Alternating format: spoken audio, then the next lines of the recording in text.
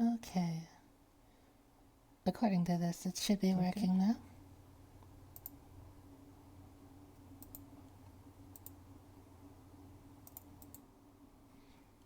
Alright. Hello, good afternoon, ladies and bees, and gents, if you must. We're gonna be doing some catharsis tonight. So, literally, just shitting out all of our feelings on what's been going on with UKIP and Carl Benjamin and to a certain extent Dankula. But there's just so much to go into. We have the video where Carl had a meltdown, where he blamed political correctness for causing Fidel Castro and ruining Game of Thrones. I don't know. That's too funny. Sargon appears to have uploaded a video like 20 minutes ago, so maybe we'll just live respond to that. I did want to talk mostly about our little gentleman. Let me see if I can turn this on properly for you. I still need to learn how to use this Streamlabs program, so I think this. There we go. You should see this now. This is the statement of principles, not the manifesto, of the UKIP party, and we're going to read it together. So,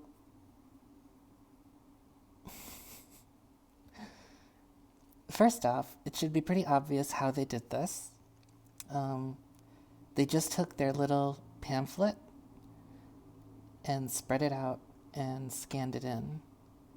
So we have the fourth page right here, followed by the cover, followed by the first page, followed by the second page. Or rather, yeah. So this is already like some prime boomer content. And when I saw this, I finally realized why Gerard Batten is so taken in by the likes of Sargon and Dankula and Paul Joseph Watson. It's because he has no one on his team who knows how to work a digital program, obviously. So let's just read over this. UKIP, what we stand for: patriotism, national democracy, political democracy, economic democracy, liberalism, and traditionalism. Okay, let's see how long you can do that without screwing it up.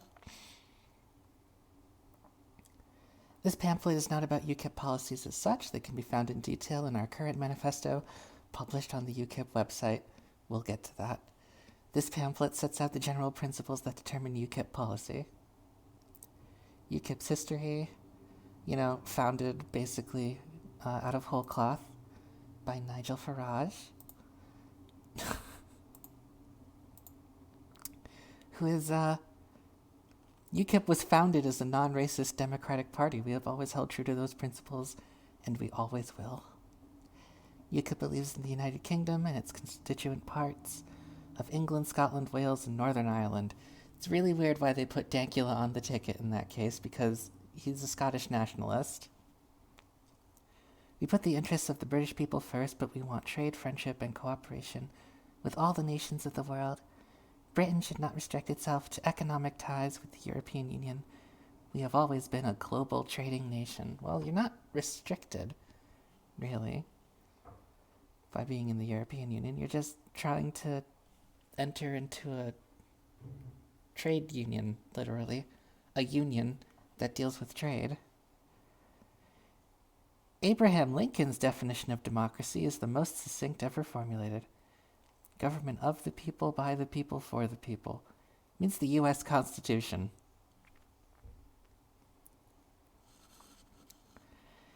EU membership has increasingly seen government of the people, by the EU, for the EU. We exchanged a democratic system of governments for an undemocratic one. So I don't know how Jerry here thinks democracy works.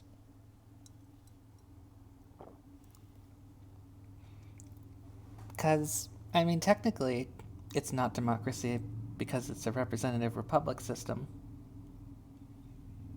The same could be said of Parliament, though. I think. Personally.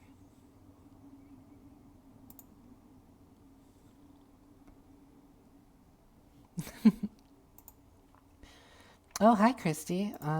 Yeah, we'll watch the latest Carl vid. I just want to get through this little pamphlet here, because it's so boomer. National democracy here. Where were we? Democracy is only meaningful to people that share a common national historic identity, accept the same common language, legal system, and values. Oh, isn't that cute? So here's what I think happened with our good friend Jerry here.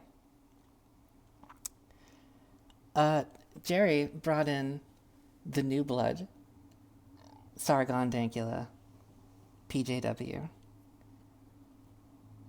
who all seem to be short, except for Dankula. I think Dankula's normal height. But here's what I think happened. Gerard thought that all of the increased traffic that he was seeing when he first brought them into the party was somehow indicative of what he was seeing in the meat space world, right? Because UKIP was very powerful when he took over, which was last February, if I'm remembering correctly. That's... oof. So he saw that he was really in a really strong position, right? Like UKIP was poised to move in on Westminster, basically. Like they had a very commanding presence in the MEPs. They could have probably made a move on the national government, if they really wanted to, with the power base that Nigel Farage had left him. Unfortunately, Gerard Batten here is like Trump in a key way. He emphasizes loyalty over everything. He says that anyone who left the party after he took over is just disloyal to UKIP, meaning that Nigel Farage is disloyal to UKIP. So the way I see things at the moment is that Jerry felt that he would be able to reach out to all those inflated internet numbers that he saw when Sargon and Dankula joined up, and you know, all of their fans came and flooded the sites, because Jerry's really impressed by that, even though he doesn't realize that most of those are international viewers who can't vote in his state, in his national elections. But that's okay, because they were loyal. Carl was so loyal, he was on the left and he joined UKIP. So I think that's what happened here. And I don't know personally how right-wing and anti-Islam Jerry Batten is. I don't know if it's a front he puts on or if it's something like he's really invested in. But I'm starting to think that the echo chamber that he created, when he emphasized loyalty and delisted already serving MEPs in favor of people like Carl, is really, really weird, right? You take away all your name recognition and like people who have been serving for like years under the party name, and you throw them under the bus for someone like Carl. That is just weird. All right, but this is brand new, 13 minutes ago, but that was when I started the stream, so It's about 25 minutes old. We're gonna watch this.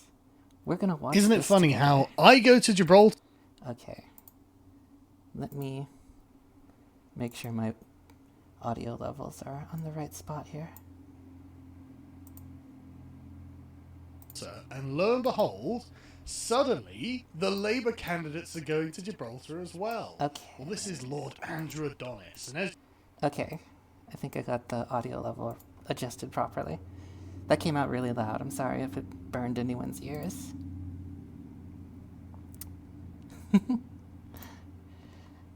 Let me read chat here. The Reaper strikes again. The man with the reverse Midas touch. Yeah, I call him Tubby Kruger, because not only is he Dunning-Kruger, he's also a serial killer, right?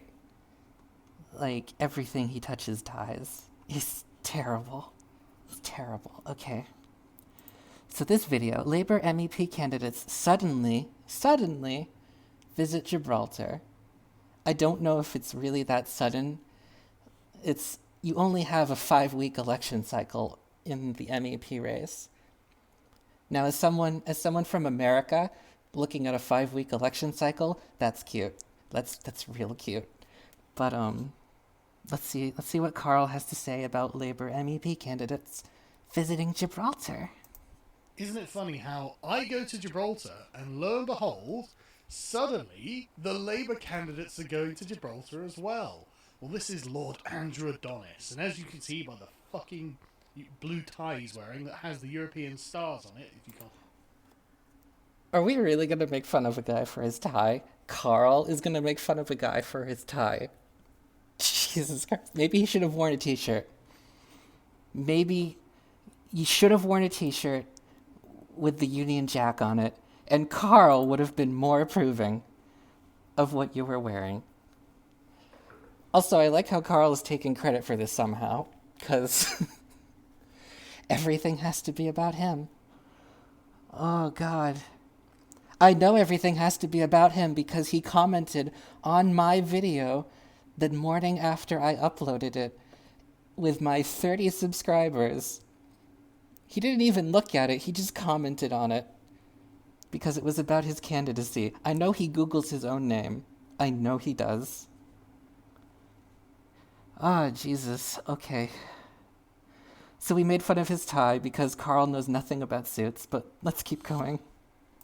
...that in the recording, he wants a second referendum because he doesn't think democracy actually matters. To people like this, democracy is the obstacle.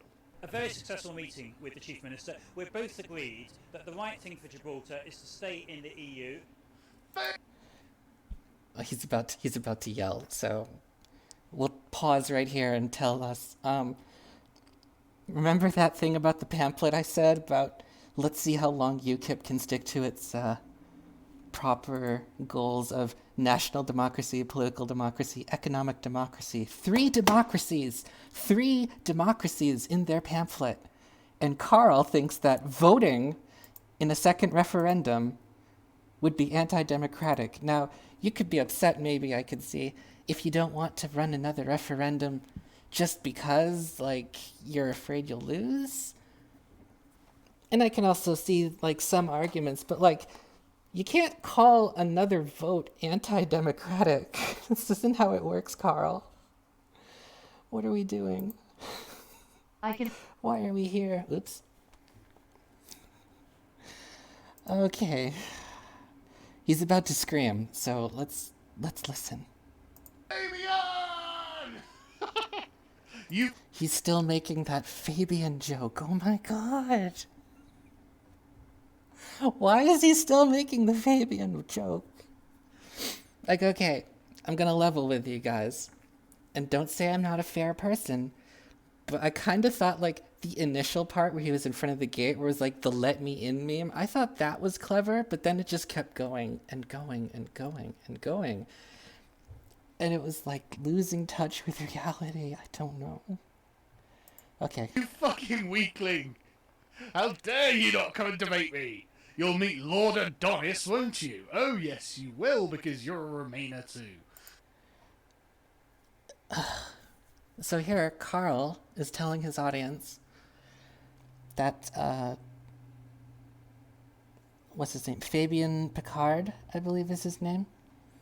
Didn't want to meet with Carl because, not because he's a Brexiteer, although in Gibraltar, where it was, I believe, 96% Remain or 98% Remain, maybe that's enough reason not to meet with Carl. But it wasn't because Carl's a Brexiteer, it's because Carl makes light of rape.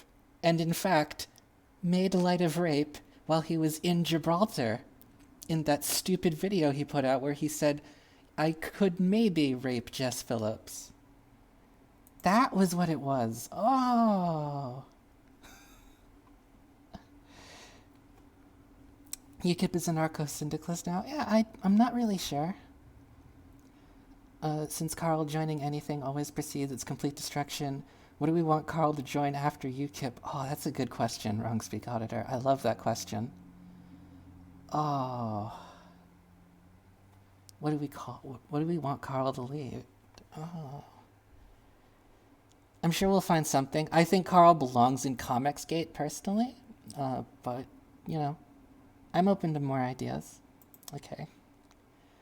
Let's keep going. Listen, we voted to leave. This is the democratic mandate that Gibraltar will also want to honour, because I'm sure the Gibraltarians are Democrats, unlike Labour. It's the right. Well, Gibraltar voted to remain by a huge, huge percent. So how democratic are we going to get here? Because, I mean, Gibraltar is one of those hangnails from the Imperial Age, and maybe they want to rejoin somewhere else, like, say, Spain, who's right next to them, who's also going to stay in the EU. I mean, maybe. Thing for Britain too, and the big That's the right thing for Britain. It's the right thing if you want to see the end of the country. question in British. Staying in the European Union is going to destroy Britain. This is my new favorite. This is my new favorite talking point. I'm very happy with this. I can't keep going. I don't know what we're going to do. All right. Let's keep going. Politics is, can we hold a second referendum with an option to remain? No! We voted to leave. How exactly is it you don't understand this? The referendum was we will remain in the EU or we will leave, and leave won by over 1 million votes. We want to leave. Why is this even a question? Why are you even talking about this? I'll tell you why we're talking about it, Carl. It's because I can tell you this from experience as an American, again. When you put up a candidate to vote for, things change, right? Like, every poll right now in America says that a generic Democrat would trash Trump. You could put a chimpanzee in a Democratic suit and people would vote for the chimpanzee. But when you put someone with a face on that ticket, then that's when the race starts to close, because then people have distinct alternatives of what they're choosing. Second referendum, as far as I understand it, maybe someone who's like in the UK knows more, but my understanding is that the second referendum would have 3 options. It would have vote for Theresa May's deal, I believe, or some kind of, trade union compromise, hard Brexit, or remain. Now that we have, stats and, an actual plan, like something that we know and can measure and calculate the impact of what Brexit would cost you personally, now the second referendum would take that into account to be a more accurate, idea. Because we've very clearly seen that the idealized money bird Brexit campaign is not going to come true. And how many people voted for that idealized campaign where all the money birds would come back to the NHS, as H. Bomber Guy likes to say? And how many people would change their mind now that they know that that is no longer going to happen under any circumstances? Has anybody seen the Pro Carl videos by his fanboys? I haven't seen much of any, honestly, and I know YouTube promotes an echo chamber. If you have a really good one, I could look at it. We can do that. I'm gonna go until I can't talk anymore, probably, because this is way too much fun. Okay. Next point. Let's see. Let's see how far we can go. You have a moral duty and obligation to support Brexit, even if you personally don't like it. It is for the good of the country at this point, Andrew Adonis. I'm gonna already stop again. Brexit isn't necessarily for the good of the country. It is the will of the country, as far as we know. But it's not necessarily for the good of the country. People vote for the wrong things all the time. I want to see how adamant, I guess, how enthused is Carl about Hamas running Palestine? Because they got voted into office. Hamas won their elections fair and square. They're the will of the Palestinian people. Is it a good thing that they're in charge, Carl? I don't think he knows that. I don't think he would say that. But I mean, you know, all the other things Carl has said, why not add terrorists are okay to the list? I'm sure he'd say that too. All right. I strongly support a second referendum. I strongly support undermining democracy in the UK. I strongly support going against the wishes of the people. I strongly support dictatorship and tyranny from Europe as let's be honest, that's where it comes from, isn't it, Andrew? Does anyone actually have, like, an example of tyranny from Europe? I mean, in the EU, obviously. Because I don't understand the hyperbole here. Like, I can understand, like, intellectually the argument for wanting a Brexit, but, like, I don't understand, like, the tyranny that you're gonna have to deal with. Like, you can't change any of those rules even after you leave. I'm in the United States, and my services change based on what the EU wants, because it's a big trading partner. All of my Twitter terms, and my Facebook terms, and my YouTube terms, and my World of Warcraft terms, they all changed because the EU passed new legislation. You don't get to choose everything from scratch just because you leave. Sorry. That sucks.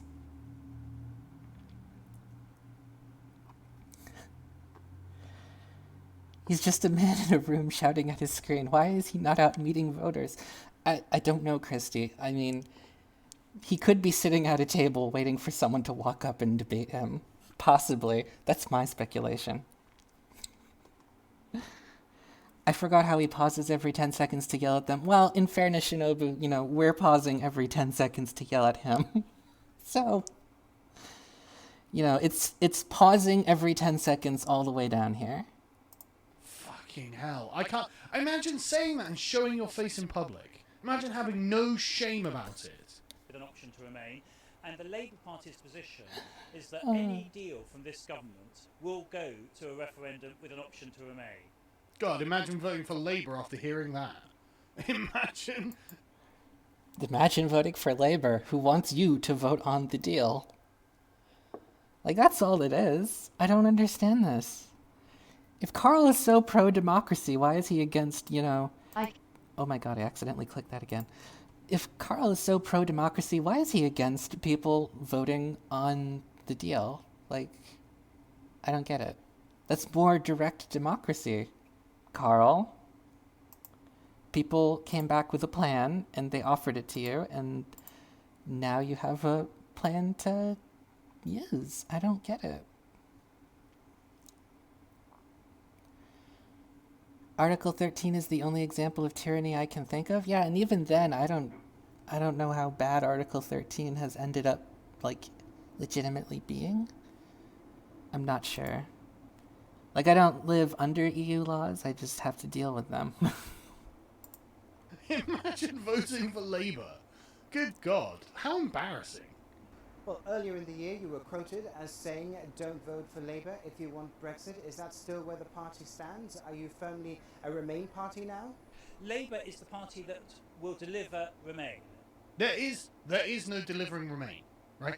There is delivering civil war. That's what I think. I think that you are actually going to open the Pandora's box. I think that if I can't take another hyperbolic analogy. Oh God. Civil War, the Pandora's box. What is the Pandora's box of staying in the EU? What is the Pandora's box of putting another vote on the table? And again, I don't know if I necessarily agree with Lord What's-It here. I already forgot his name. I'm so sorry. I know it's only been 2 minutes, but it's been like 40 minutes because I'm yelling at Carl. I don't understand. I think that he should have more accurately said, if the will of the people is to remain, then Brexit, then Labour is the party of Remain. I think that would have been more appropriate as a strategist, but not necessarily what I would think counts as a civil war. I mean, I know Carl's like big into the 1776 gang, but like, that's just weird. It's still so weird. If you don't do this, what you're going to say is literally, we in Parliament know better than you plebs. I know that we receive our power and influence from the sovereign people of Britain, but fuck them, they don't know what they're talking about. That's what I think is going to happen there, Andrew. I think you are really, really playing with forces that you don't understand. And I can't not laugh whenever Carl tells anyone that they don't understand something, because, you know, it's Carl. Oh, my God. Oh, I can't do it. Oh, my God. Oh, no. Oh. Okay, where do we start with this one? I think I probably had a point that I was going to hammer, but it's so hard sometimes. I have like this reflex where I just like tune out stupid, and with Carl it just kicks in every, it's so hard. I'll try to be more you can't just direct. put back away when you decided, oh wait, this is all going too far. The idea of delivering Remain, contrary to the wishes of the British public, is just absurd. It's how? If they're voting for it, I mean, these guys aren't even going to be able to do that necessarily, because, I mean, this is just the MEP election. Theoretically, it is going to be a sort of referendum on, remain or leave. But Carl is saying this after UKIP lost 80% of its local seats, so I don't know. Or at least I assume he recorded this very recently. He could have recorded this before last Thursday, was it? Local elections, or Wednesday. And he might have just been sitting on it, but I don't think that's Carl's style. He doesn't sit on these kind of ranty things. It's an absurdity. It's an absurd statement. You are an absurd person. This is why I don't take the political class of this country seriously, and neither should anyone else. Because only with Labour's backing is there a majority in the House of Commons for a second referendum. You're going to lose twice. Diane Abbott's right. You are going to lose twice. And then what?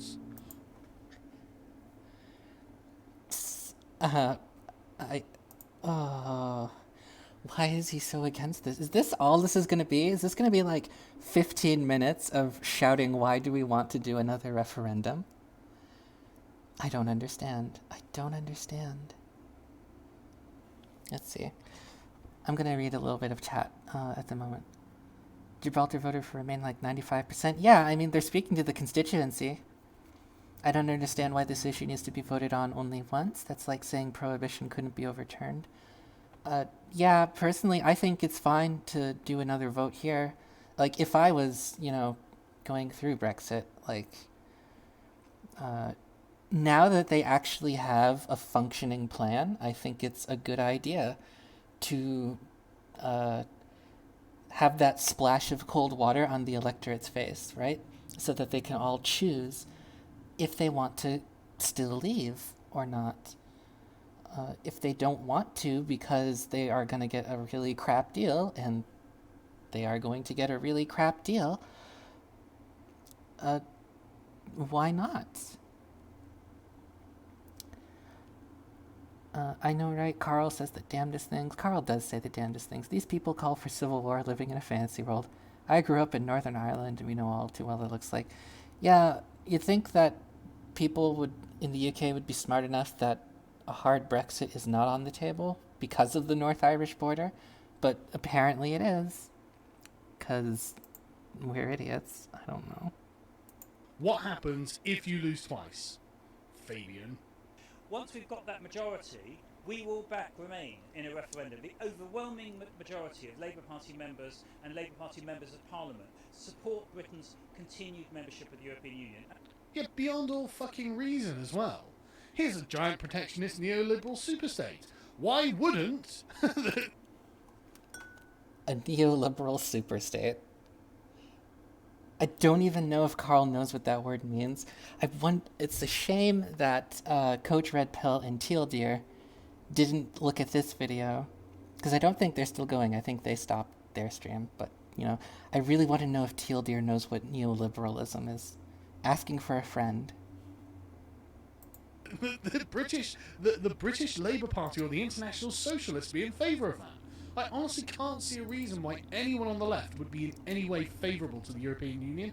It must just be the fact they're happy to parrot out progressive talking points. That's the only reason I can think of. And part of the reason why... I like how Carl thinks that the only reason that two forces might ever align is because one is parroting the talking points of the other, not because they just happen to, kind of line up and naturally ally with each other because they have shared set of principles. Maybe. I mean, I know that the Brexit Party and UKIP are literally tearing each other at their throats. Well, more UKIP is trying to tear at Brexiteers' throat because they think that Nigel Farage betrayed them. But, yeah, I don't know. Even arch-Brexiteers Jacob Rees-Mogg and Nigel Farage said a second vote on the final deal would be sensible. He hates being reminded of that. Yeah, I know the stream crashed, Christy. I was there when it initially crashed. I know they were trying to set up a second one. I don't know if they ever did or not. Whatever. I don't really care. I'm just trolling. Just trolling, guys. It's all a joke. It's all a big joke. There's a legit Lexit movement. Yeah, there is a legit Lexit movement. And theoretically, Jeremy Corbyn even belongs to that, although he doesn't really publicly brandish that about anymore. Is we want good relations with our European partners. We don't want to be at loggerheads with Spain, France, Germany. We want cordial, close relations, and in particular, we want open borders. Oh, Jesus. Yes, we know you want open borders. We know. We know that you lunatics want open borders, but we do not. Open borders means the end of our... Who's we, Carl? Is it the 3% voting for you? Is it the within margin of error UKIP vote? Because that's what UKIP's built its entire platform around, apparently, is blocking all the Muslims from coming into the UK. That's apparently all Gerry Batten cares about now. And you're polling at 3%, so good job there. I don't know why he's such an idiot. I don't know. It is open borders between EU states, yes. And the problem with the deal is that the EU will not give you freedom of goods without freedom of people. But Carl probably doesn't know that, so I'm going to assume he just doesn't know that. our countries, the end of the nations in which we live. That is Andrew Adonis's goddamn position. What an absolute balmy thing to suggest. Oh, hey, you know what? What we want to do, right, is we want to get a continent where the wealth, a lot of the countries in the continent are actually very poor, and what we're going to do is open the borders so any of those people can just come here and compete with our poor. No problems. No. Oh, okay. Let's talk about this for a little bit. Oh boy, there's a lot to unpack there. And this is just poor white people that he cares about. Like, holy crap, can you imagine if they were brown? Jesus Christ. Oh boy. But, yeah, I don't understand what the big deal necessarily is. I say that from a country built on immigration, of course, so I might have a weird perception compared to someone who's living in Europe with those very ancient and well-defined ethnic borders and all that stuff. So, this is just my opinion. But, like, why are we so concerned about, like, the poor people? Like, it's always the poors. Like, there's going to be a flood of poor immigrants who come in. They can't even find it. You look at, like, Sean did that good video about how, like, the British press was, like, trying to, like, make it look like foreign people were invading the country, and he ripped that one a new one. It's like, I don't know. I know it's an emotional gut reaction. Like, I know practically speaking, like, this is all an emotional thing because that's what reactionaries are all about. Reactionaries are all about the emotion, right? They're all about the feelings and how I want to feel safe. I don't want to feel, insecure and unsafe. But, like, man, he's just really on about all the Eastern Europeans coming to Britain, which admittedly is where most of British immigration comes from, right? And yeah, Britain isn't part of, UK isn't part of the Schengen area, yeah. But I mean, there are the negotiations that they were doing, last I heard this morning on NewsHour over here, BBC NewsHour, was like, the EU isn't going to just only let Britain ease customs for goods, but, like, keep the walls up for, like, people, right? They need to have, like, some relaxed border with the EU if they want to have relaxed economic union. No problems at all. For me, part of the elite class of Britain, I stand to make more money as the GDP rises. But the average person in the street, the average working man and woman, well, they don't really stand to gain from that, do they? They're going to get social strife, they're going to get competition for wages, they're going to get... Carl has a really, really big pair on him to, like, talk about people exploiting the poor for their own economic gain, because he's made how many thousands of dollars off of this campaign already? He announced he was running for MEP, and then, like, the next day he did that stream, and he got, like, $3,000 from people who wanted to stick it to the libs. In, like, not, like, small dollar amounts either. Like, he's getting, like, $250, like, 100 pounds, 250 Canadian. Like, these are, like, massive campaign level donations, which is all part of how he's gonna run afoul of campaign finance law and destroy UKIP, because that will probably turn up. Probably not during the election, but give it to, like, September, and the UK will have some questions for Mr. Benjamin. That's for sure. Sargon doesn't want his carrier pigeon flying over the border. Yeah, I suppose you really need to have that leash on V, right? You just need to know where he is at all times. Depression on their wages and less jobs available to them. They're going to have more competition for social services and the NHS. But you know what? We're for open borders. Because someone in the chat, does Britain, like, actually not have a citizenship requirement for, like, welfare or state aid or whatever it's called over there? I know the NHS is going to treat you regardless, but I do believe if you aren't a British citizen, you will have to pay for it later. I believe that's my understanding of how that works. we honestly hate this country. That's the Labour Party position at this point.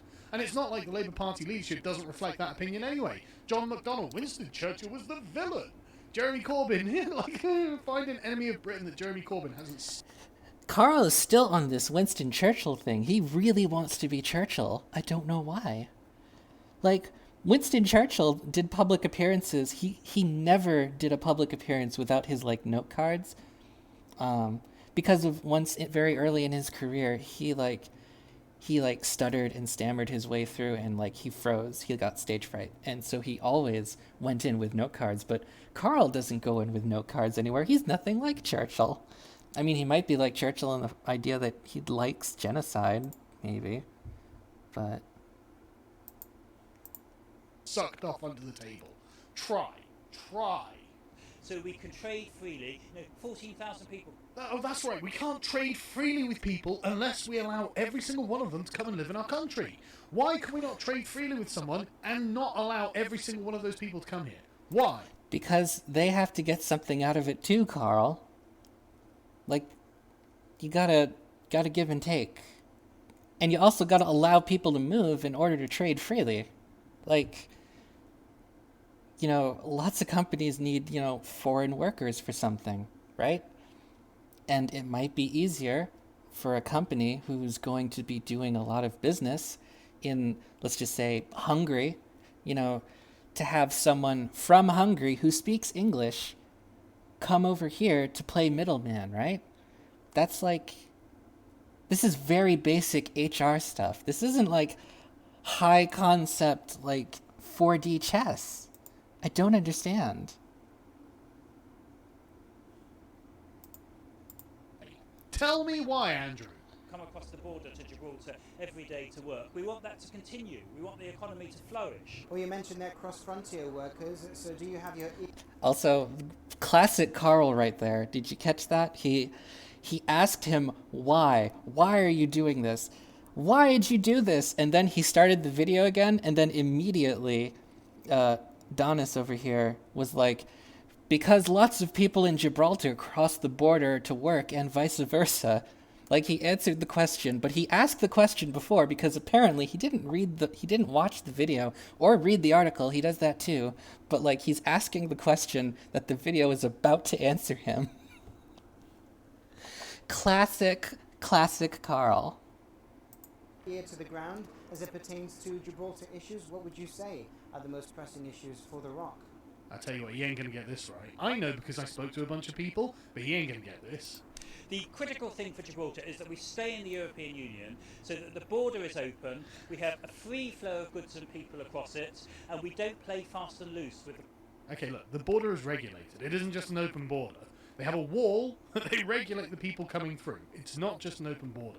And no, Gibraltarians want to remain a part of Britain. Overwhelmingly so.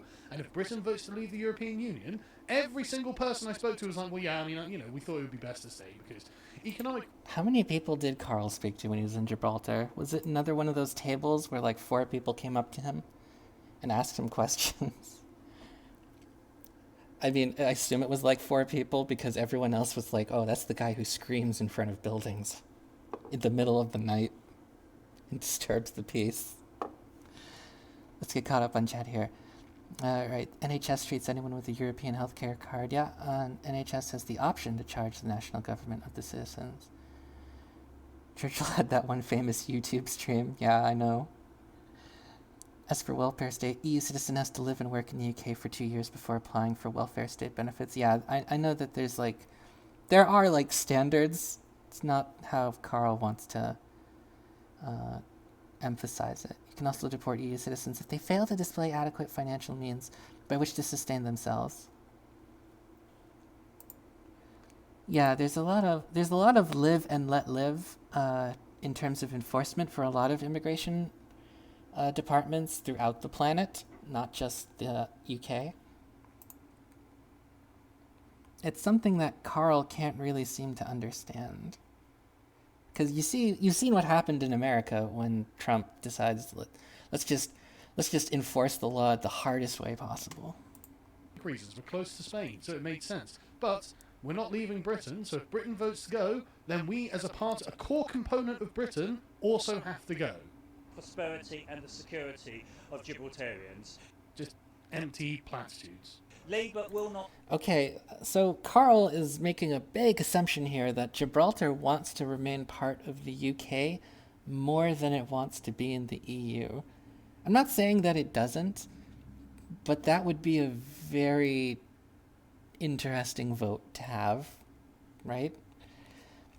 Does Gibraltar, in light of Brexit, want to expatriate to, I don't know, Spain or whoever?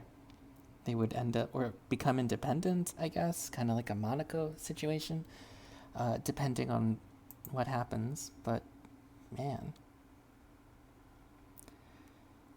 He said Gibraltar has a regulated border, just like the UK does. You don't have a land border. Everyone comes through Seoul Airport that has passports checked. Yeah, I know, right? What, he wants to build a wall on the cliffs of Dover or something? I'm not sure what his plan is. Not do that. We will stand by their right to have a second referendum. We will back Remain in that referendum. People can have confidence that Labour will deliver for the cause of staying in the European Union. Smug chuckles at the thought of democracy happening. Listen, right. I spoke to a lot of Gibraltarians, and obviously they voted to remain because it's a big decision, they weren't sure about it, etc. I like how he attributes Remain in Gibraltar to the fact that, they just weren't sure about it. Like, they didn't know what they were doing, right? They just opted to do what was safe instead of do what was right. I love the smugness from these people. Like, I think that the people of Gibraltar are, big boys and girls. They can decide what they want to do with their lives. Jesus. They didn't do it because, in principle, they thought it was a good idea that they'll get I don't know why Carl keeps doing this. He keeps telling people, he's like, there's no way that you voted for what the other people wanted because you wanted it. No one wants it. God. Oh, God. Assumed into a giant European superstate. In principle, everyone I spoke to agreed that yes, Britain probably should be sovereign, and if that was the vote of the people, then that's what we have to do. They weren't like the kind of anti-democratic chuds like Andrew Adonis is.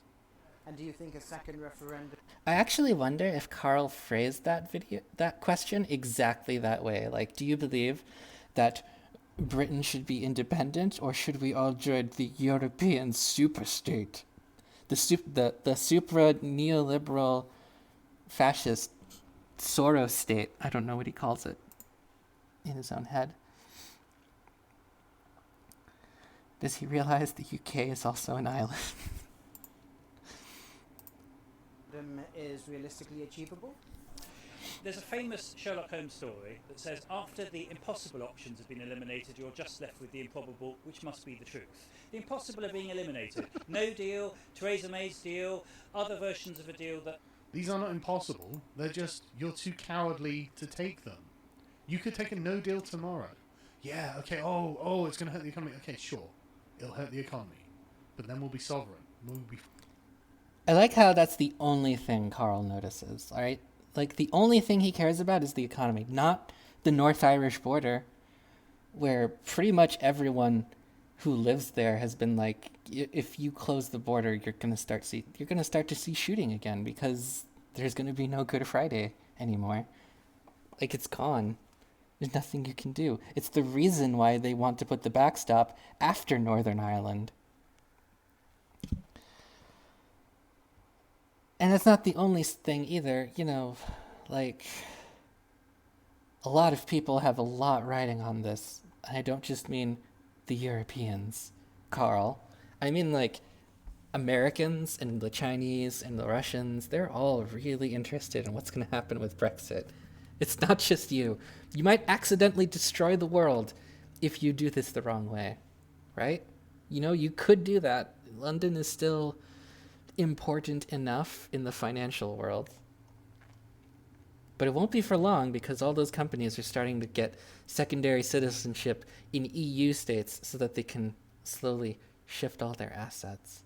But, you know, it's fine. I'm sure it's fine. I'm sure it's fine. Free. We can do with our country what we please. We can do what it takes to encourage investors to come here. I mean, it's not like people aren't already lining up to do that. Our unemployment is at the lowest rate it's been since 1975. Despite, quote-unquote, Brexit. Was the UK in or out of the European Union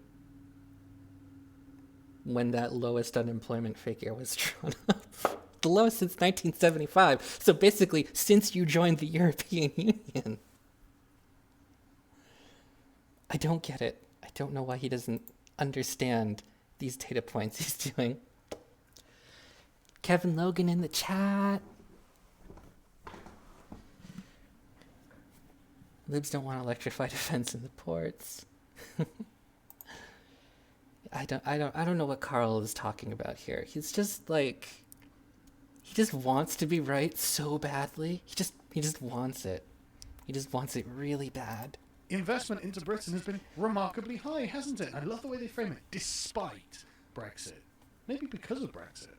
A pure unit. Why would anyone want to vote, want to invest in Brexit after the vote? I can't understand that. I mean, I can understand, like, you know, the Americans wanting to get in, because, like, you know, we had that whole big hoorah where we were like, hey, by the way, if you want this free trade agreement, you're going to have to let us chlorinate our chicken for you. And the British got really upset about that. And, you know, that's Brexit in a nutshell. Brexit is the UK in one of those, like, dentist chairs with a funnel in its throat and Uncle Sam just pouring cornmeal down the funnel with the chlorinated chicken, because you're going to love it. You're going to love all of our shitty corn oil food. You're going to have to eat it, too, because no one else is going to fucking trade with you. Hope you like it. Because that's the kind of power you're going to have. You're going to have no negotiating power. None. Who's going to stop you? Who's going to stop us? Not the UK, that's for sure. We got a whole third world out there who wants to eat our crappy chicken. Unicorns. What we're left with now is a referendum with an option to remain, and I believe that will now happen. I tell you, they're bloody not. But was there a takeaway for Again, Carl hates democracy so much. It's not even like it's a unfair balance, right? They just want the remain option on the ballot, right? So you can vote hard Brexit or the deal Brexit or some other alternative deal, which maybe will come through the pipeline, probably not. Or remain, you know, so you have like an educated perspective from which to decide what you want to do. This mean we can start getting those chickens in a can? Chicken in a can is fucking disgusting, and I wouldn't wish that on anyone. I would send all that chicken in a can to ISIS. I hate chicken in a can. I tried it. I've tried to make it work on, you know, my poverty budget, but I just can't. I can't do it. I have to go for like cubed ham or something like that. your meeting today with the Chief Minister? Well, firstly, it's good to be back in Gibraltar. Oh, very sincere. And second... Yeah, someone telling the people where she is campaigning that she actually enjoys where she's campaigning. What a very sticky, what a very smeary kind of behavior to use. Those dirty smear merchants. I just like how Carl is like baffled by the concept of being, a politician. Secondly, we obviously had a conversation about the current situation. Did you talk about me? And the important thing for us was to get over to the Chief Minister how much we support Gibraltar, and secondly, how much we are determined that Gibraltar's position will be protected by us campaigning for remaining in the European Union through a referendum in the UK and here as well. Unironically, Jeremy Corbyn, I love this guy's face. Unironically, Jeremy Corbyn said he would happily give Gibraltar back to Spain. And when we say give Gibraltar back to Spain, the Gibraltarians are not Spanish, do not consider themselves Spanish, and do not want to be a part of Spain, at least from their own referendums and polling. And every single person I spoke to. But no, Jeremy Corbyn will happily give Gibraltar back. He thinks that the Spanish deserve it. Well, I don't think that Jeremy Corbyn wants to, just arbitrarily cut up Gibraltar and hand it over to Spain. I'm sure, he would ask them first, what they wanted to do. Maybe I'm wrong on that, but I haven't seen, anything about that. Jeez. I'm sure teen edgelord audience loves hearing Carl yell about Brexit at a politician none of them know. He's so down with the kids. I know, man. If only we could see Carl, with his face phone cam resting at his belly button, with his sunglasses on, while he's just staring off into the distance. Saw it on Stuart Ashton's channel of nightmares about becoming a staple in post-Brexit diets. Chicken in a can, I'll have to pass. Yeah, you guys are getting off lucky. Although they do make buffalo chicken in a can. I don't know about that either. It's no. what the Gibraltarians deserve is to preserve their sovereignty within the United Kingdom. That cannot be done as a part of Europe. The whole point of Europe is to eradicate all borders. That means Gibraltarians will have to tear... The whole point of Europe is to eradicate borders, everybody. Hope you heard it here first. You heard it right here. So when the EU starts, nuking Bristol, you'll know why. It's because they want to erase all borders. What? Why? I don't understand. Is this with or without, is this with or without the electrified fences? I can't process this. Oh, God. I can't say if it was the manifesto, but it feels like half of Spain doesn't want to be a part of Spain if you try to speak to people in Basque Country or Catalonia. Yeah, that's true. Spain is not in a great place right now from a nationalist perspective. Down their wall that faces Spain and allow literally anyone in without any checks whatsoever. Well, in the recent... Didn't we just get through, Carl? Didn't you just get through complimenting that Gibraltar has checks at the border? What are you doing? What are you doing, Carl? I mean, far as I know, the EU hasn't, I know they're, not happy with, Britain's stepchild Green Ranger kind of relationship with them, but, I don't think there's been, any kind of extreme pressure on them, has there? Excuse me. You can tell me if I'm wrong about that, but I don't think, the EU was, starting to hammer down Britain's throat, we want you to, open up all the borders and adopt the euro permanently and get rid of the pound and all that other shit. I'm pretty sure, everyone was chill with how things were going, to my knowledge. The irony is Brexit is forcing other states in the UK to do something they don't want to do. Yeah, that too. That too. Namely, having to hold the UK's hand as they walk down. By the way, everyone in the UK, if your Halloween costume is not a giant tin can with a kick me sign on the back, I'm going to be very sad. I'll be very disappointed. UK council elections held just last week. It was a poor showing for both Labour and the Conservatives, a sort of Brexit backlash where other parties, the Greens and the Liberal Democrats, picked up seats. So will this upcoming European elections be a referendum on where your party, for example, stands? I just want to pause because I want us all to sit and take a deep breath and meditate, because Carl's going to have to talk about the local elections last week, where UKIP lost 80% of its numbers. And I'm going to enjoy that.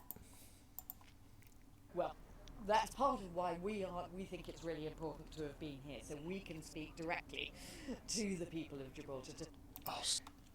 Also, let's point out, they just answered the first question Carl asked, because remember, Carl started this video by saying, oh, look how important I am. Everyone wants to follow my lead. But this is actually them telling us that because the local elections were so heavily favored as a swing in favor of Remain, or at least that's how people are interpreting the results, that the Labour Party decided that Gibraltar is going to be an important part of the table, and they can't afford to ignore it, in the same way that Hillary Clinton ignored Michigan and lost the fucking place.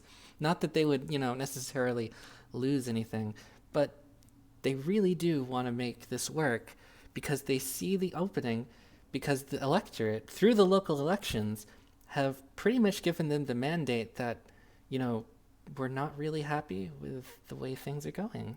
That's all this is. This is Labour deciding that they have to leap on this horse before one of the third parties gets on it and takes it away from them. So sincere. I bet you were just pounding the streets, just like me, speaking to people. I bet you had a nice big Q&A open forum in Casemate Square, didn't you? Blood. I mean, she's from a real party, Carl, so she can't just have, an open Q&A. Well, maybe she could, but I think they are more concerned about random people just showing up to their Q&As.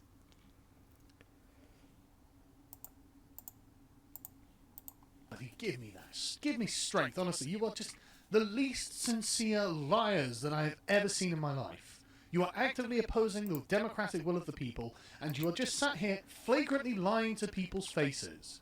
Say, look, if you want that change, there is realistically only one route through which that change can be delivered, and it is through the Labour Party.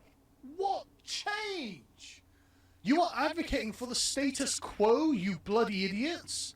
What possible change could you be asking for? So, on the one hand, Brexit is the will of the people, and we can't change the will of the people. But on the other hand, we can't change the direction that Brexit is going in because it's the status quo. Everybody get that? I think we're all clear. We all understand what he was trying to say here. Good. We want everything to be exactly as it was before the Brexit referendum, except with us in charge. There is no change that you're asking for. You're asking for the end of the United Kingdom, for the end of Gibraltar's self-determination. You are asking for us to all be subsumed into a giant bureaucratic superstate that will dominate Europe and has pretensions to being a fucking empire. The key point of an empire, and I say this as an imperialist, is that an empire means that a group of people rule over an area where not everyone has political power. I'm just saying. And the fact that you're standing as an MEP means that it can't be an empire. I'm just saying. I know I'm getting really academic here, and I'm sorry, but it gets under my skin when stupid people try to use big words. Alright? You are not advocating for change. You are advocating for more of the same. And spectacularly, not just for the people of Gibraltar, but also it's about beating that Farage point, about beating the Brexit Party as well. You sound scared. Because Did you hear the little wound in his voice? Oh. It was like, I was there too. You stupid lady doesn't want to talk about me. My God, why is he's so upset? He's so triggered that she wouldn't talk about UKIP because UKIP isn't the threat. My God. The reaction from the EU 27, if Farage wins those elections, will also be a problem for us as well. So I'm sure it'll be a problem for you, but it's not just Farage, is it? Let's be honest. And let's be fair. Yes, it is just Farage. It's only Farage. It is just Farage. That's the only party that matters right now, as far as Labour is concerned. Right? Who gives a damn what they're afraid of? We are meant to be an independent country. We were meant to be an independent country 3 years ago, and now we have to run European elections. It's unacceptable, which is why I suggest you vote UKIP. that in part That's a ringing endorsement, Carl. I'll drink to that. I don't know what he's going for here. He's desperately trying to make this about UKIP. Really hard. Oh, I'm laughing too much. that is why the Labour Party needs the votes here as well as in the southwest of England. But again, it's that delivery point. Again, it's the point that only the Labour Party can deliver that result. Can you understand why? That is so disingenuous. I mean, like, as if the No, she left out the Lib Dems too. Liberal Democrats aren't hyper-Remainers as well. And let's be fair, the Conservatives have their fair strain of Remain I called it. still left in them, don't they? Some might be sceptical or a little bit confused because Labour said for many months, if not over the course of the last 3 years, indeed over the course of the last election, that it would respect the result of the referendum. Yeah, what are you going to say about that? But now we're hearing that it's all about a referendum and an anti-Brexit party, essentially. Yeah, and Jeremy Corbyn said he wasn't going to go for a second referendum. Really makes you think, doesn't it? Is that where Labour stands? Has the tune changed? It really doesn't make me think that hard. Like I said, we have like an actual deal in front of us now, so people can make an educated decision about whether or not they want to leave or not. It's not the idealized bunny bird scenario. Now you have to deal with reality, Carl. Well, most people have to deal with reality. I don't want to imply that Carl ever has to deal with reality. We've had the referendum policy since conference last year. We've had a referendum in our policy since then as well. That part was reaffirmed at the Labour Party executive meeting last week as well. Did you miss the part where the British public voted to leave? We don't need your internal Labour polling or referendums inside your party. The British public voted to leave. Unambiguous mandate to leave. So it doesn't matter. Does not fucking matter. If the Labour Party wants to remain, then the Labour Party is going to say it wants to remain. Then it's up to the public to decide, which one is right or not. Like, if every party is exactly the same, isn't that, like, the biggest thing from all these reactionary types? Like, the two parties are always the same. They're almost identical. Ugh. I'm not one of you plebeians. You've probably never heard of them. I'm part of this band called UKIP.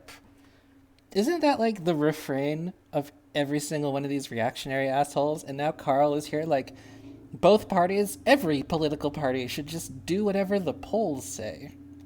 What the hell is with these people? Leave the European Union. How is this something that I have to keep saying? But we are, it is that point about, the difficulty sometimes of having Leave MPs or MPs in Leave constituencies. But look at our actions. Look at, firstly, What, you're confusing flip-flopping on the issue? And where you've come to the point where now you think, well, God, I mean, literally the only thing we can do is just become a bloody-minded Remain party in opposition to what 2/3 of the constituencies of the United Kingdom actually voted for. Why would you do this? I don't think that's entirely accurate. 2/3? 2/3? Wasn't 2/3, was it? No, it was a lot closer than that, Carl. Although I suppose fractions not being one of Carl's strengths shouldn't be a surprise at this point. fact that we have had those 3 votes in support of a referendum in the House of Commons, where we have whipped in support of that vote. And secondly, the impossibility of, Keep nodding and smiling, grimaced through gritted teeth. It really looks sincere and convincing. I really believe you.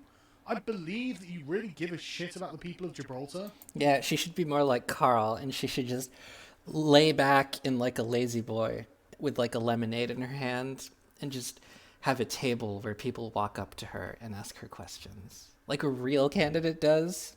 Like a serious MEP candidate does.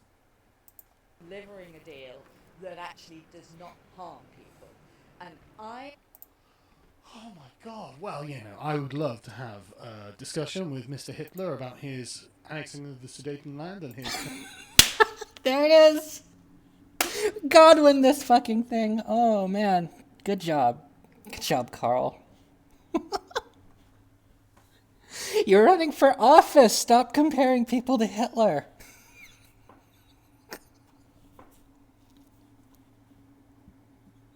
What is this?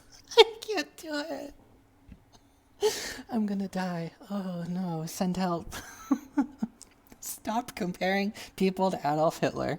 Okay? You did better than Candace Owens, but oh my god, stop. God win this fucking thing already. There's only 1 minute and 40 seconds left. I know we've been at this for like an hour. But we're almost there. We're almost there. Potential invasion of Poland. But what it is requiring us to form a deal that doesn't end up hurting any of the British people. Because we can't go to war with Nazi Germany because some people might die. It might affect our economy. Who knows what will happen to the empire? I don't know who's Nazi Germany in this analogy. Is it the EU or is it the Labour Party? Is it... I don't get it. What? This is off the rails. I might have to go back and just re-listen to this. I can't follow it.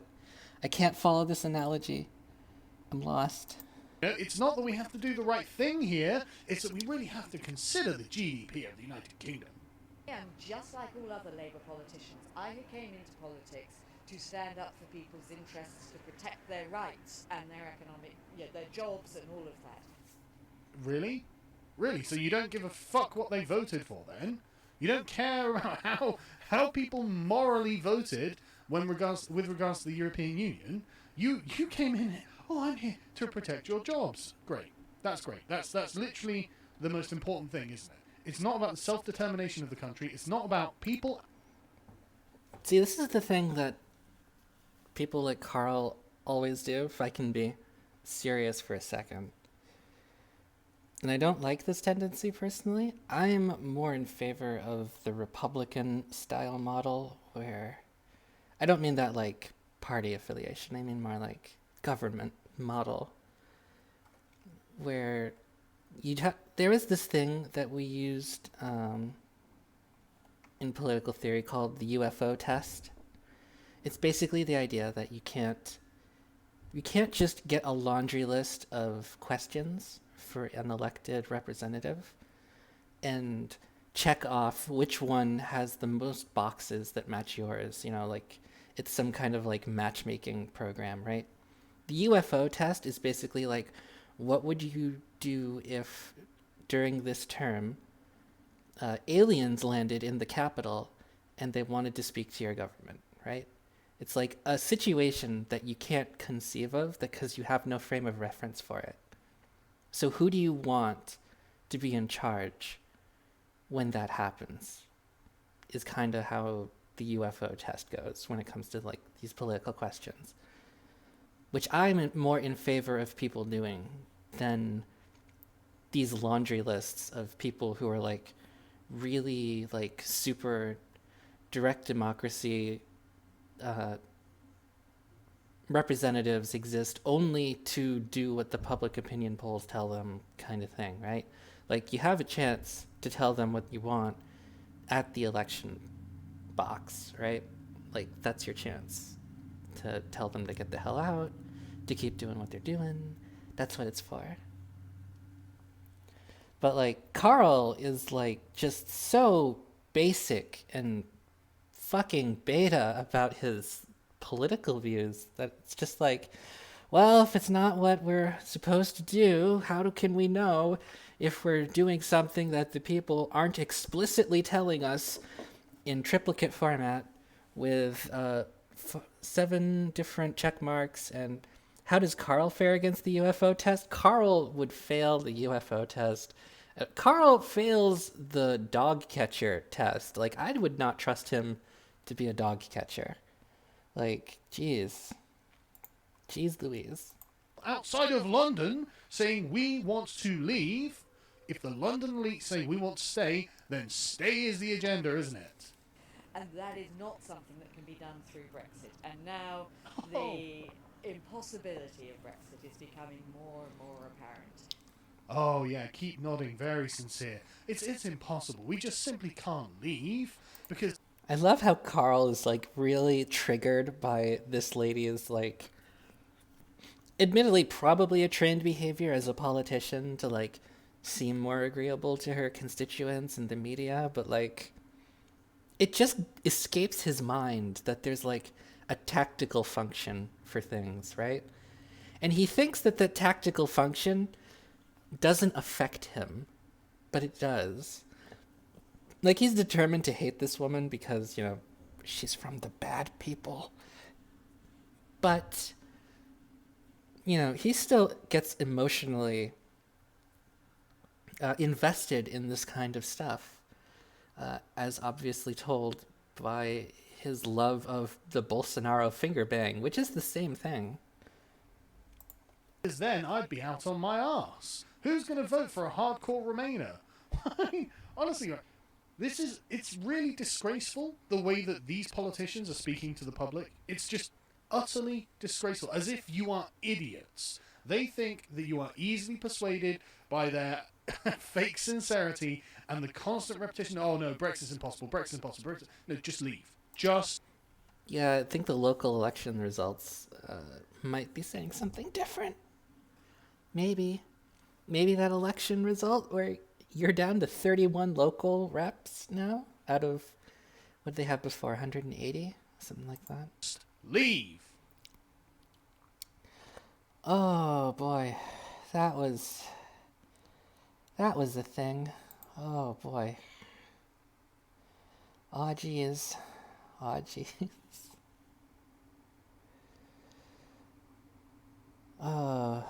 I forget what I wanted to do next. I think we want to do Carl's meltdown video where he had a breakdown in his hotel room and just totally just broke down. He was like, let's talk about how Fidel Castro ruined Game of Thrones and shit, and like, oh boy.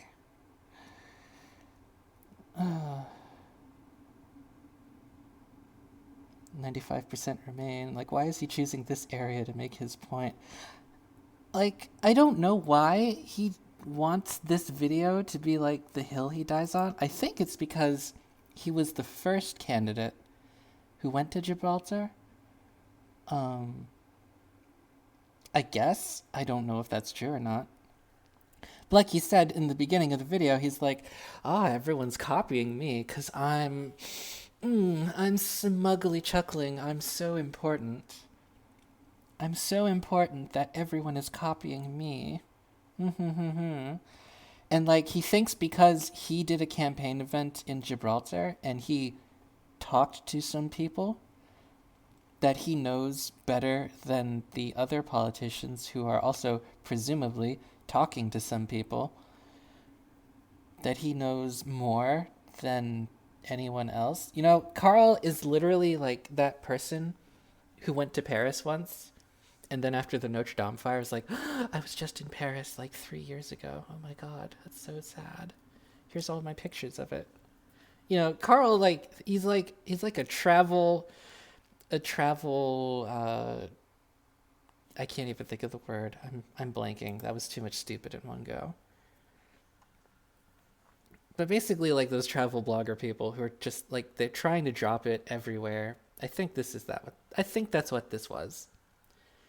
Carl thinks he's so important when the Labour MPs themselves told us, or Labour MEPs or whatever they were, they were telling us, like, the local election results really told them that Remain is going to be the dominant force in the MEP election.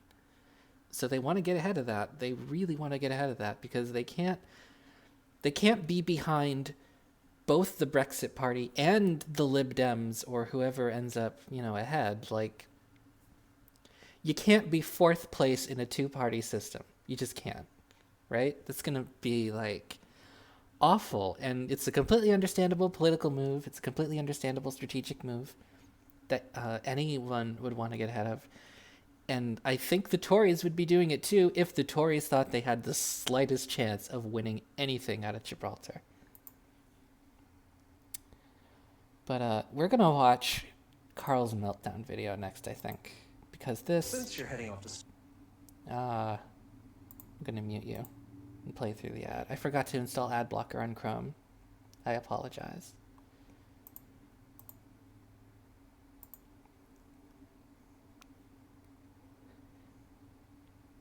Okay, and as has been pointed out before, great lighting, wonderful lighting.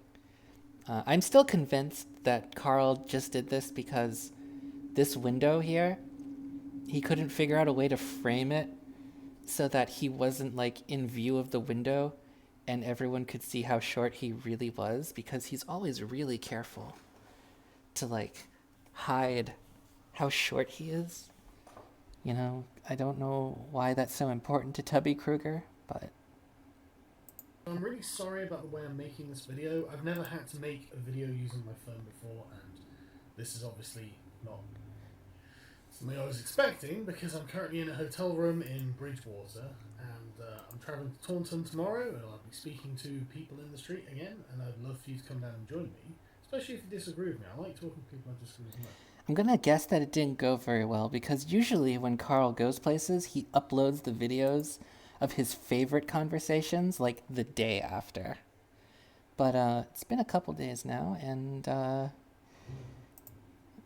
don't think he's actually uploaded much from there. I know he uploaded some from this day, wherever he was here, I forget, on the channel, because there's, like, 4 of them in a row. One with that guy who's, like, low-key cosplaying Mr. Jack Twitter, which is a great way to get into Carl's good side, by the way, because Carl thinks Twitter is the real world, and this is all just a simulation projected onto him by the George Soros robots. But I apparently was denounced by Jeremy Corbyn today over a joke I told. This is the subject of the video, everybody. I want you to keep that in mind as we go through this video, because it's not going to be the subject of the video for more than about 30 seconds after this. But theoretically, this is the subject of the video. Jeremy Corbyn denounces Carl Benjamin, which is sort of true. He just said that the language has no place in politics or something to that extent. I'm not sorry for telling a joke. I'm sorry you didn't like it, if that's what you wanted. No one's asking you to say sorry for telling a joke. They're asking you to say sorry for making light of rape. That's the thing, Carl. No one's asking you to say sorry for your really dumb joke. No one cares about that part. No one cares that you tell jokes. No one cares that you think you're funny. Right? Look at that smugly chuckles face. Tubby Kruger at his finest. It's slightly... I give his facial hair slightly more points. Like, there's a ranking of the facial hair of the UKIP shitlords. It goes Dankula Sargon and Paul Joseph Watson at the very bottom, because Paul either grow the fucking beard or don't. It's been like 15 years. We're here, but it's not, is it? You want me to come grovelling. Well, I'm sorry that we don't share the same sense of humour. I will not. He wants Carl to come groveling. No one wants you to grovel, Carl. We just want you to commit an act of contrition. Be apologising to Jeremy Corbyn for him being offended. I don't think Jeremy Corbyn was asking for you to apologize to him, right? Like, it's possible to be offended or incensed is probably the more apropos term on someone else's behalf. That's like a human thing to do. Like, that's how we built civilization. I'm just not going to do it. Because at the end of the day, I really don't see Jeremy Corbyn as like a moral authority on anything. I can't believe that anyone does. I think Jeremy Because he's part of that fascist neoliberal superstate, the EU. He's out to get us all. Corbyn is a bad person. So when he denounces something, I automatically assume, well, there must be more to it than that. Or they're probably Is this projecting again? the good guys, aren't they? I mean, Jeremy Corbyn and John McDonnell have denounced Winston Churchill. Probably for the genocide, if I'm guessing correctly. You're calling him controversial, incidentally, which I found very... Like, that is the... Is Carl just, like, the most anti-British person ever? He's, taking umbrage with the fact they called Churchill controversial. very amusing, deeply controversial. Leave the link in the description so you can read it for yourself. John Let's do that. If he's doing that. I left my comment here. Let's see. Don't worry, Carl. No one with real power will invite you for beer. That's not something you ever need to worry about. It comes up. It comes up. Denouncing Churchill. There might be some kind of, region block on this. I'm never sure with, I don't want the video. I don't want the video. I don't want the video. Okay, well, whatever. If it starts playing, I'm sorry. Jeremy Corbyn weighs in on Winston Churchill.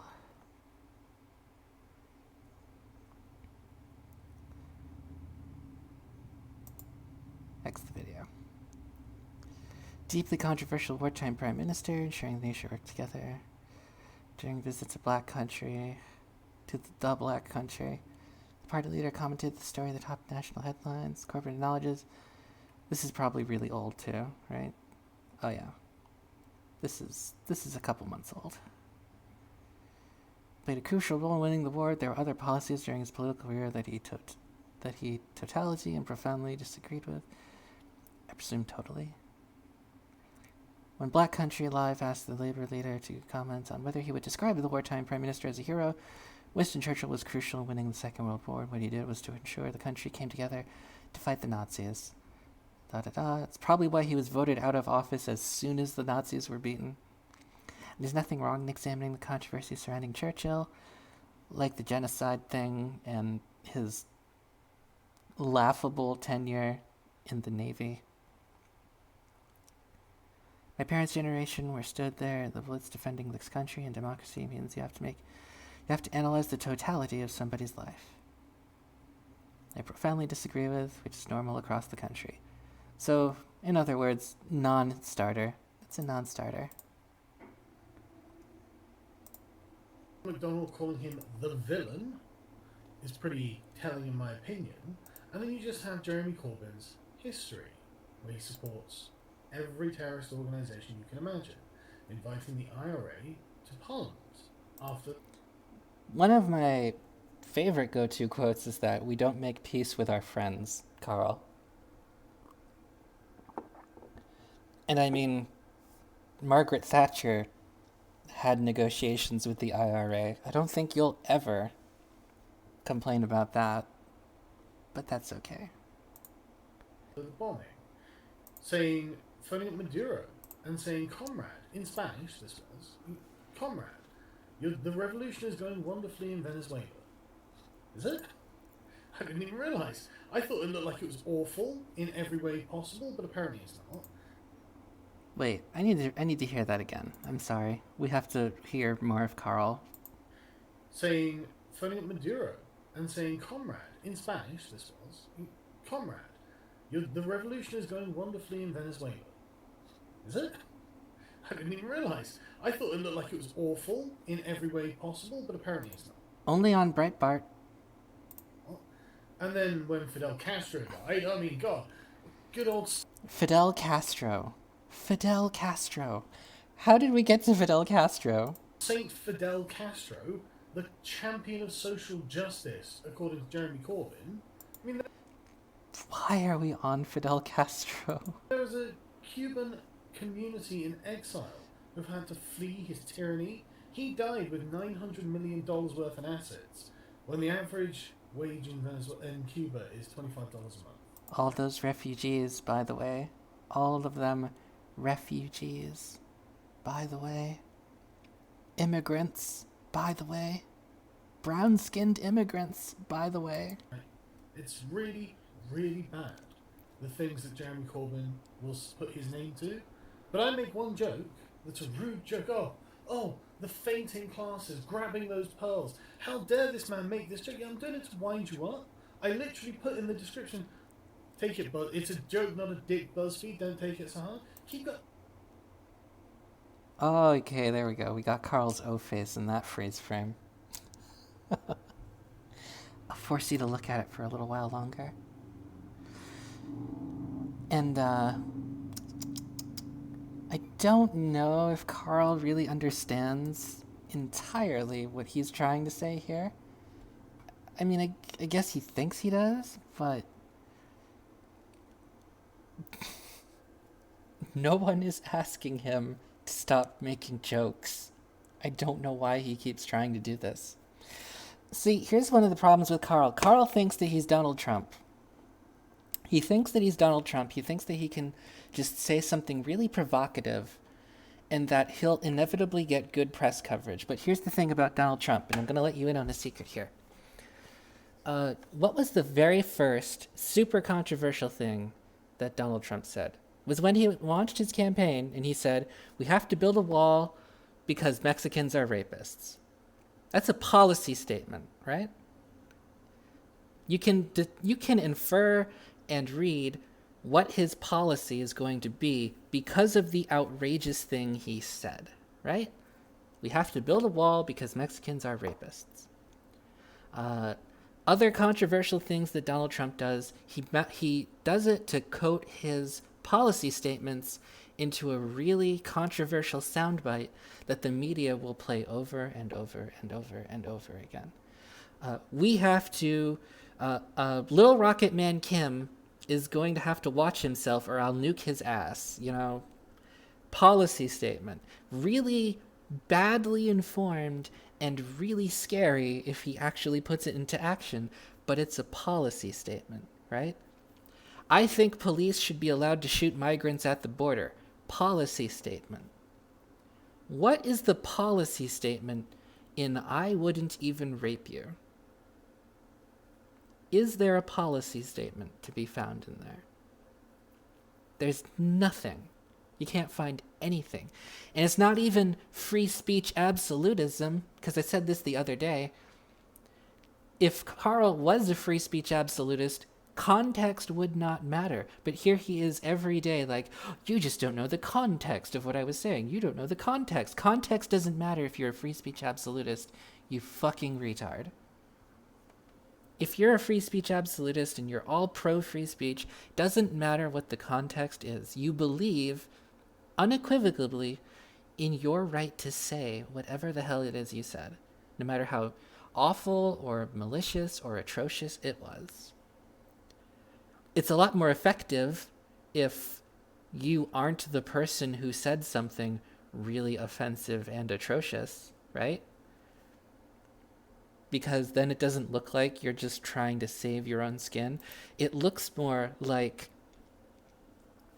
if you were trying to defend someone else, like if this was reversed, right? If this was what Dankula had said, and Carl had more or less been just an innocent bystander, and Carl stepped in and was like, well, I will defend to his death his right to say it, right? That would be a little more noble as a policy goal for to be free speech. But right now, it just looks like Carl is trying to defend himself in anything. He's just throwing whatever he can at the wall to make sure it sticks. This is why Carl will never be Donald Trump, though, because he doesn't understand how to coat his words into something that's a policy, into something that when the media plays it over and over and over and over and over again, that they will be, however subliminally, drilling it into the minds of the audience. It's been a while since I looked at chat, so I'm going to look at chat now. Let's see. Starving Indians is a controversial stance. Shooting striking minors in Wales and Scotland is a controversial stance. Someday people won't think the same way I do anymore, which means Western civilization is collapsing, Carl. Here's a funny story. My housemate is Venezuelan, and it's been so valuable speaking with him about what's going on there. Oh, I totally agree on that one, Sparkle. Knowing anyone from, troubled regions is, really important. Where I grew up, there were lots of Somali refugees, and I find that to be one of the most valuable experiences I had, was getting to know a lot of them and understanding better how that life progresses and affects people. Trump never really used slurs in the same way, though. Trump didn't use the N-word in live streams. Yeah, Trump has been pretty careful. He's much more media savvy than Carl. But, the base tactics, Trump is the Alan Moore of that kind of provocative media manipulation. And Carl and Dankula, they are just the Rob Liefeld to Trump's Alan Moore. They have no concept of the substance and the tactics that go into that kind of a mindset. I'm not saying that Trump is a 4D chess master, don't get me wrong, but he knows why he's doing it, right? He knows how to say something. He is legitimately trying to get across a political point, right? Trump isn't a total fucking shitlord. He doesn't do it just to be a shitlord, right? He does it to slowly insert his own policy goals because he thinks he's smarter than everyone else, right? He lucks into it, and he's kind of like a flash in the pan kind of event, but he's not just he's not a complete moron, right? He's still trying to accomplish something. What the hell is Carl trying to accomplish? He doesn't even know because he has to ask reporters what they think his policy should be. It's stupid. It's really stupid. He's trying to copy Trump's playbook, but he forgot that unsavory as Trump is, he never just stood there saying R words and N words over and over again. Yep, exactly. Hello, attentat deficit disorder. He also seems to think Trump got universally good press coverage. Hello, Trump and Farage were pilloried in the press. Exactly. He doesn't... Carl thinks that any press coverage is good press coverage, and that's clearly not what's been happening. All right, let's move on from this face. I don't care if you make it look like I tell naughty jokes. I know I do. I'm an anti-political correctness entity. No one is telling you that your naughty jokes are the problem. They're telling you that the subject matter of your jokes are the problem, and the fact that they were basically threats to people, especially the second one that you made in Gibraltar. On YouTube, which is why it's all the more amusing when you guys act in the way that you're acting. How am I a threat to you? Just out of interest. How is it that one pleb on YouTube with a YouTube channel is a threat to the London media establishment? Because that's how you... I like how Carl always interprets this as he's a threat. He's so important. He's so big and tough. God. Only a fucking neckbeard, right? Oh jeez. I'm hurting. It's too funny. But it's always got to be about the ego. It's always got to be about the ego here.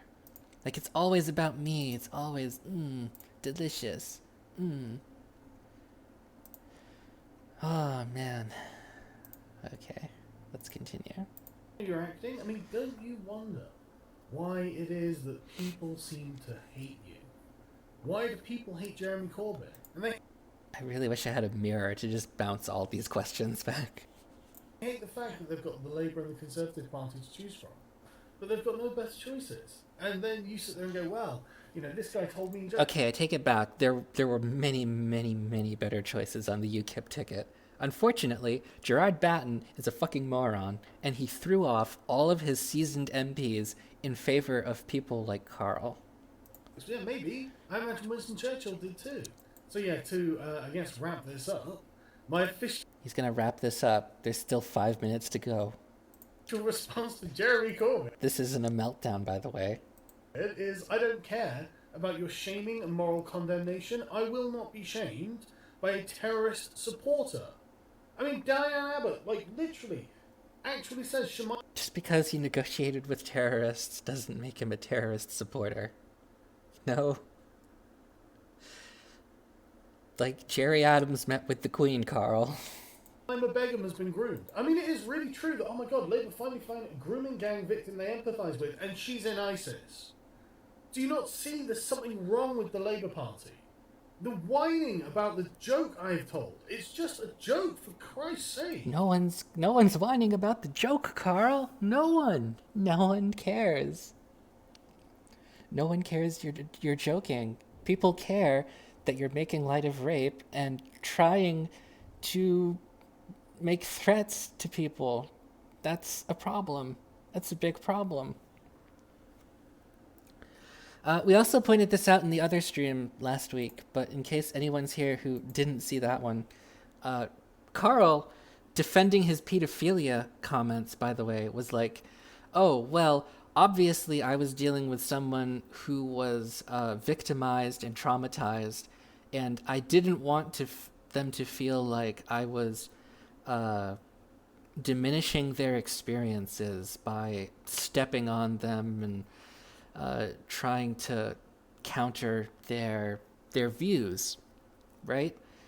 Because he respects victims of sexual assault so much that he didn't want to inadvertently offend them by adopting contrary positions. And yet here he is, whining to high heaven that his rape joke isn't that bad. There's context. Again, context should not matter for a free speech warrior. Should not matter.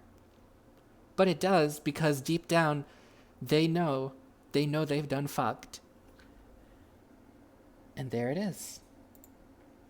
Apologise for this joke. No, I'm not apologising for a joke. You wouldn't ask... No one in their right mind asks someone to apologise for a joke unless they were said to them personally. 3 years ago, you told a joke or you did something to someone else on a different... not even face-to-face. Again, Carl, you haven't apologized for the joke, so it doesn't matter how long ago it was. Doesn't matter how long ago David Duke was in the KKK. If he doesn't apologize for it, it still informs his position.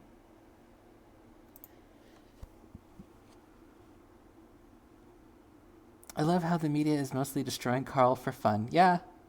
I mean, this is a lot of fun. This is like therapy for me. I mean, I'm not big media or anything, but Carl and the 20 supporters who showed up at his event are a threat to the establishment. Yeah, all 20 of them. That doesn't count the protesters. Jeremy Corbyn honestly probably doesn't know this is. He probably just saw the tweet randomly and was like, yikes. Carl Mann is sensitive man only when it helps him. Whoa, the press camped outside Boris Johnson's house for days after he made a joke about Muslims. Is that true? I wasn't aware of when that was going down. But I know the British press can be really, really mean if they want to be. And they won't let you get away with jack shit.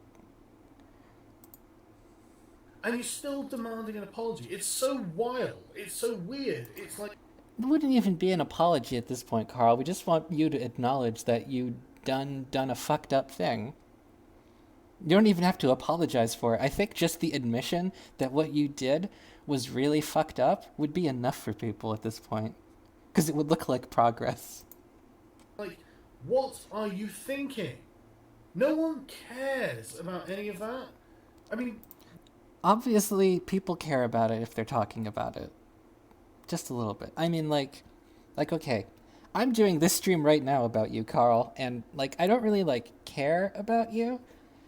I have, like, a mild interest in the same way that, like, an arsonist kind of likes just watching things burn.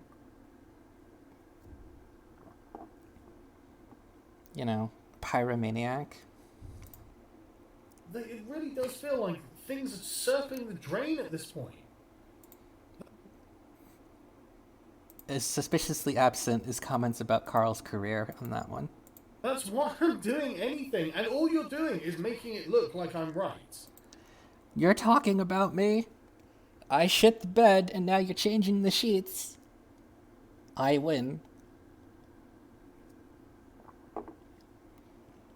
Like, going way over the top. I mean, you're saying the most ridiculous things about me. I can't wait to see what the lawsuit's going to end up looking like in the end.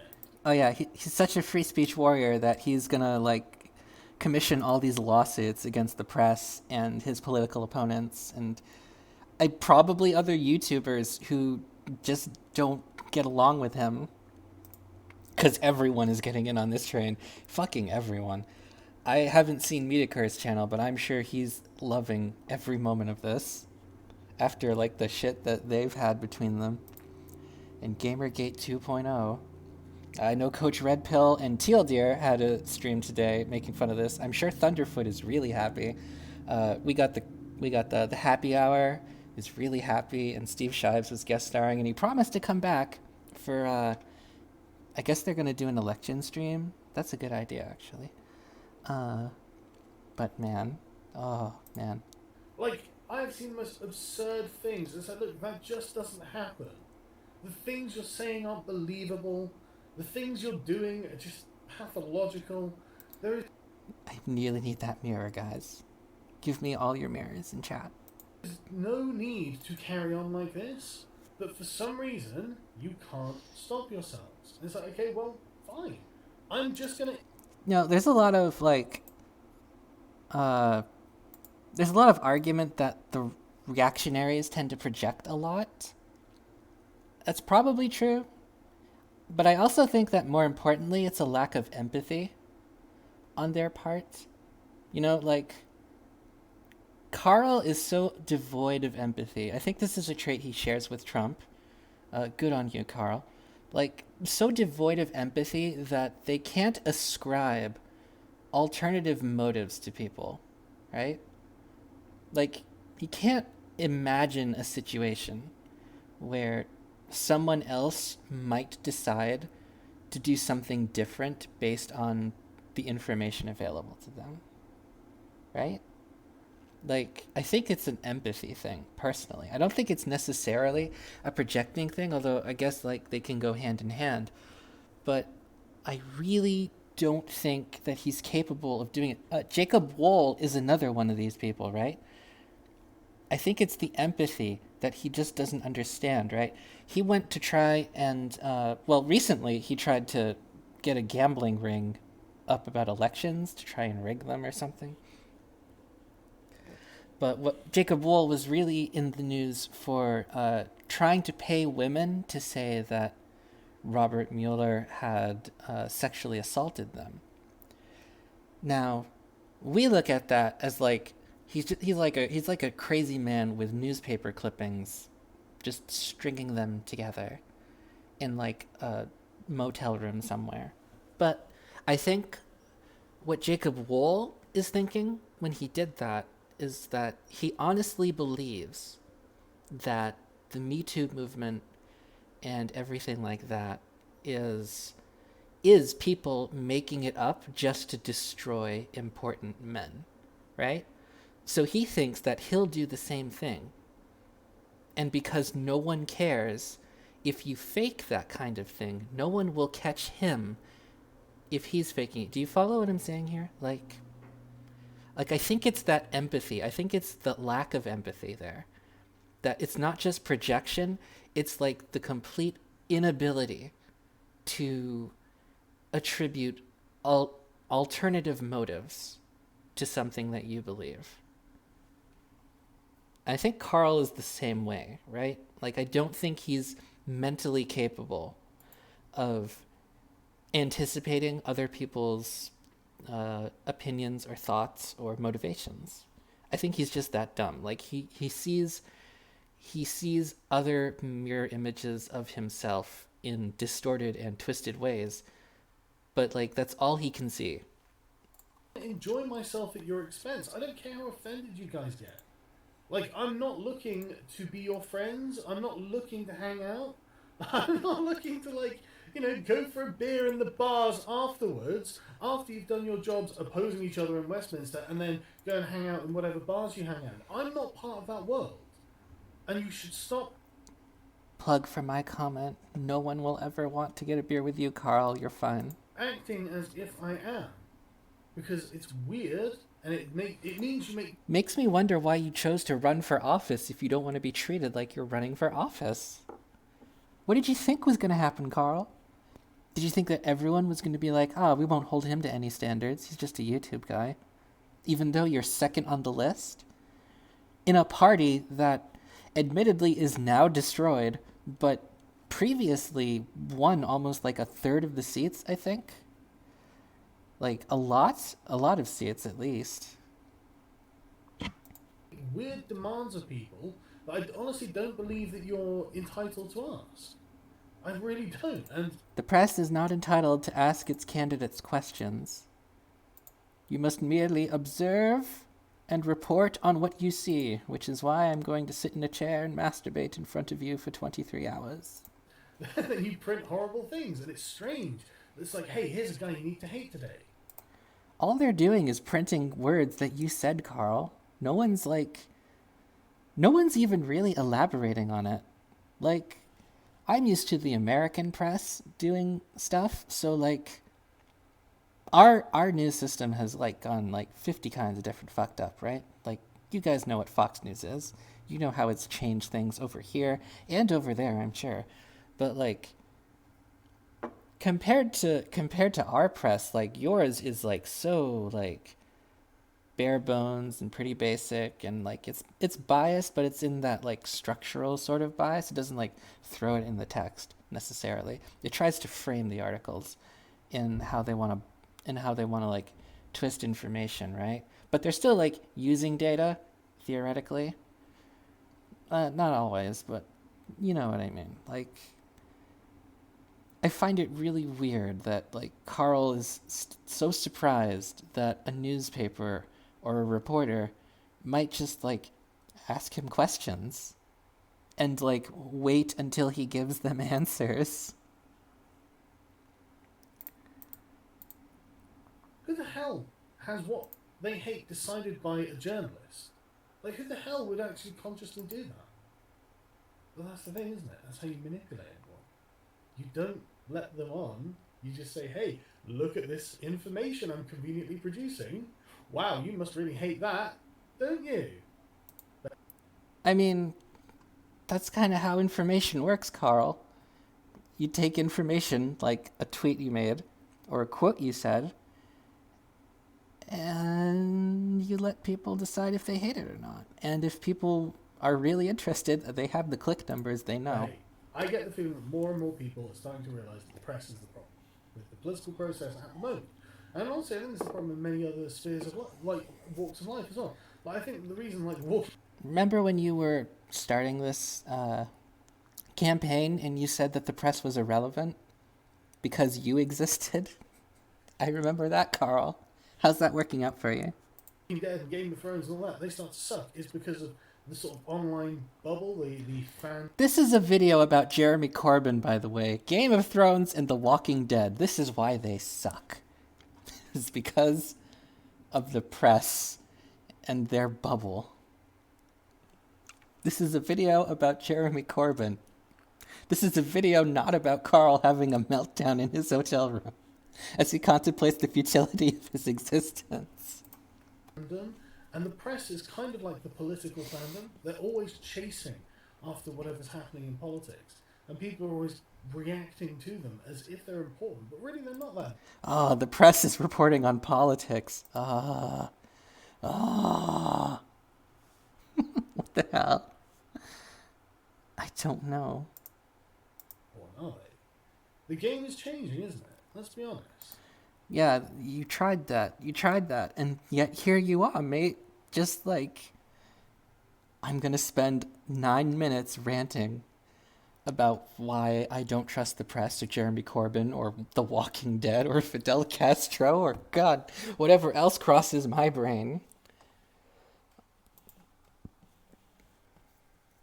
Yes, our press is all about spin. It seems the idea is to present the data, as you say, within a frame in order to give it a certain perceivable slant without outright lying.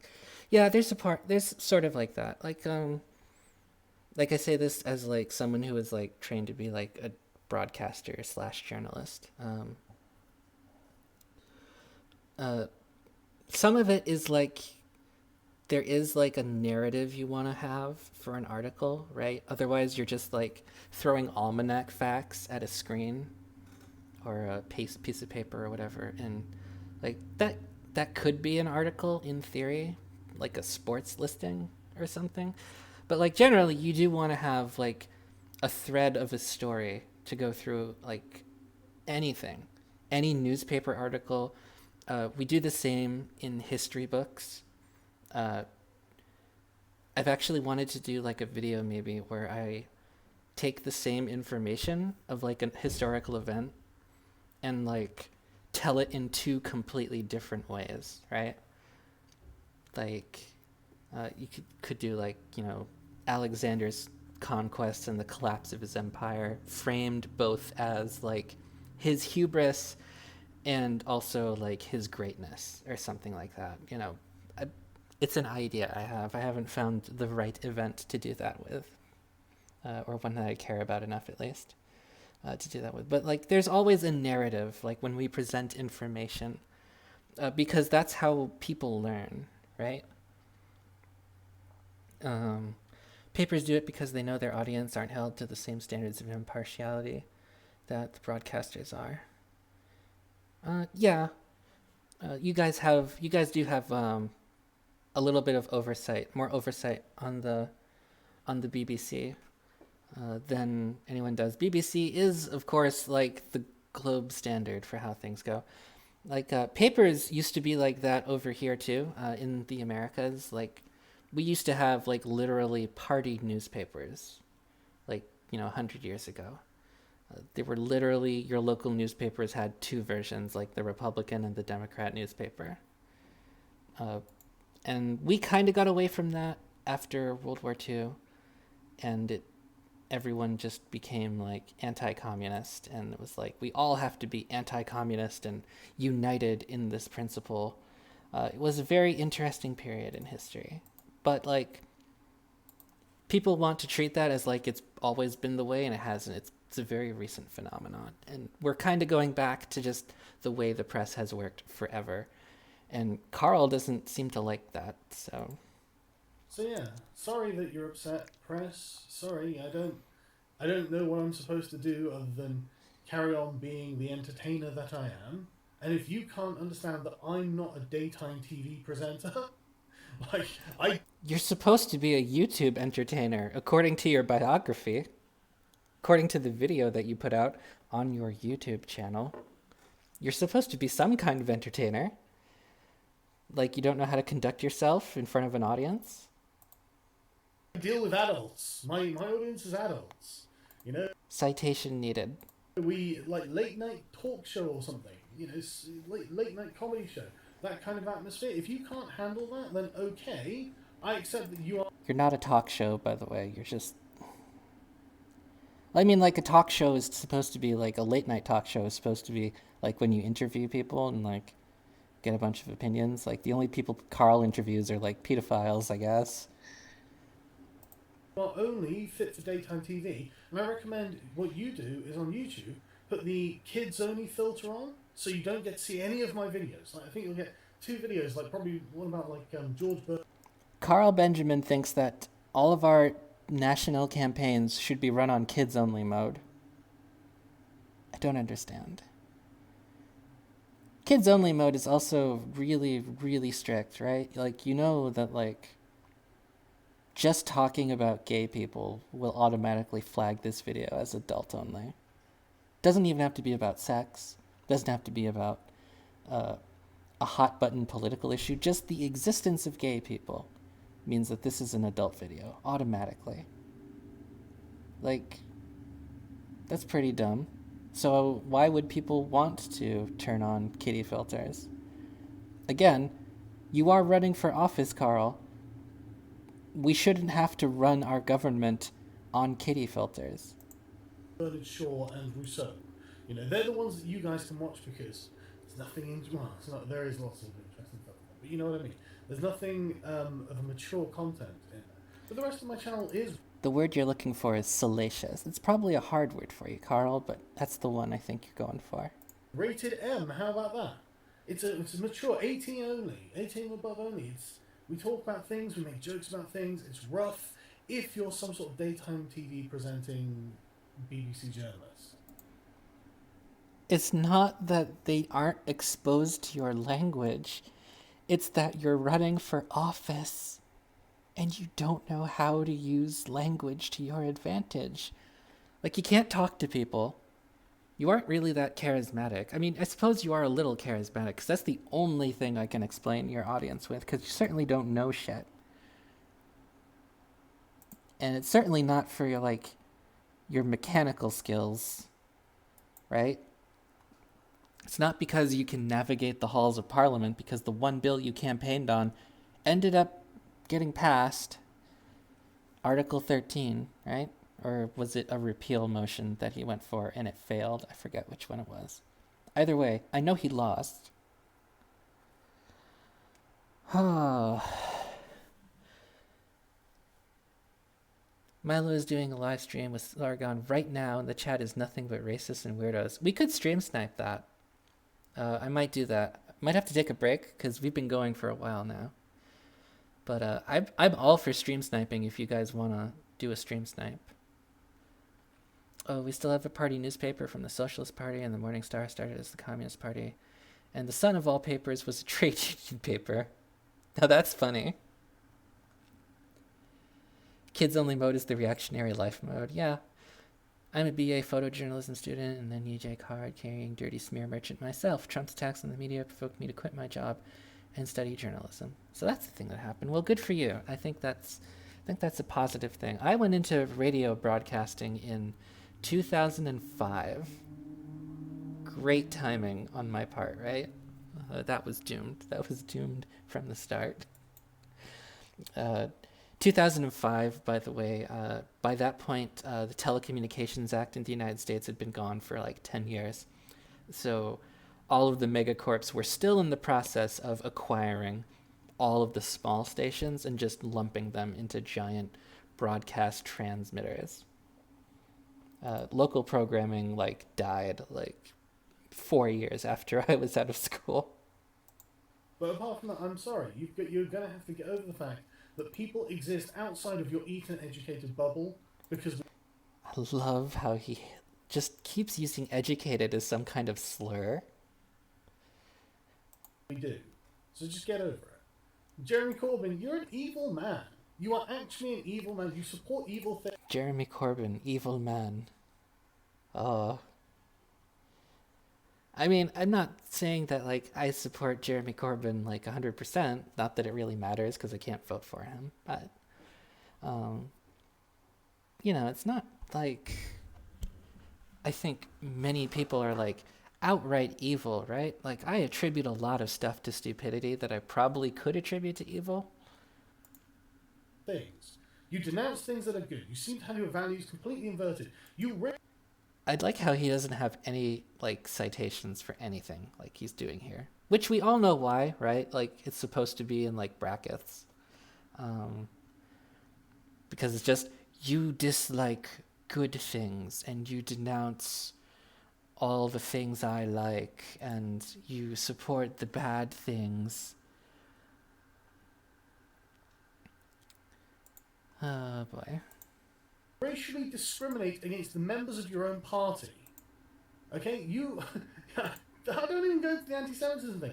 I imagine that the anti-Semitism thing's been overblown by the press as well. But yeah, sorry, I know this is a bit of a ramble, but See, Sargon only empathizes with Corbyn on the anti-Semitism thing because he told everyone that he doesn't give a shit about the Holocaust. And so the press, rightfully so, asked him, "What the hell, Carl? Why would you say this in public? Why?" Like, that's the thing, right? Like, I said this in the other stream I did. Like, if I was running Carl's campaign, like, I would have had him come out and be like, you know, no, I don't think that my behavior is decorum appropriate to an MEP, but at the time, I was just a private citizen and I hadn't heard, the call to service or whatever you want to spin it as. Like, but, I think that the voters will trust my campaign and judge me by my decorum on campaign. Right? End of statement. That's all you needed to do, right? But, like, practically speaking, we know that Carl has wanted this for years, right? Like, he's been after something bigger. Like, he's been wanting to do something bigger. He initially thought that joining UKIP would be the thing. Or wait, no. Was the Liberalists before he joined UKIP? Or was that after? Or was it during? I don't remember. Either way, like, between the Liberalist thing, when he joined UKIP, he made a big deal about it. Gamergate 2.0, right? Like, Carl has been wanting this for a while. Like, he's been planning something like this for a long, long time. And you would think that any rational person would have, the moment they said, I could actually use this platform and my power here to swing myself into a position where I could run for an office, that you would think that he would start doing content and producing content and mending a few bridges, maybe even, that would set him up as an excellent choice, or at least a viable choice. You would think. Any thinking person would do that.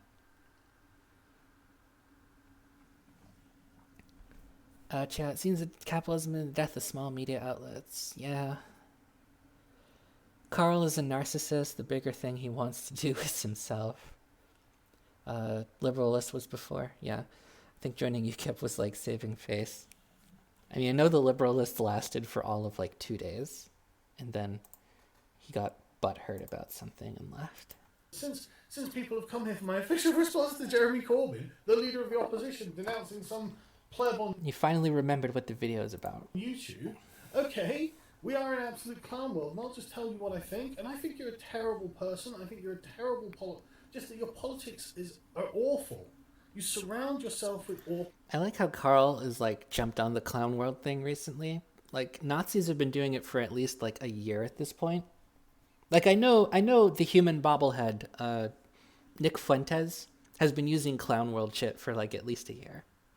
Right? But now that the Nazis are getting tired of it, it's time for the edgelords like Carl to move in, Take the sloppy seconds of the Nazis. That's all Carl does. Awful people. I don't know. I mean, John McDonnell literally said he doesn't want Tories to be able to leave the House without them being harassed. Do you understand what an anti-democratic thing that is, Jeremy? And it's not like Momentum haven't harassed enough Labour MPs and other members of the party anyway. So you sort of go, I denounce this joke on Twitter. Get bent, Jeremy. I don't care. I think you're a bad person. Oh boy. That was a trip.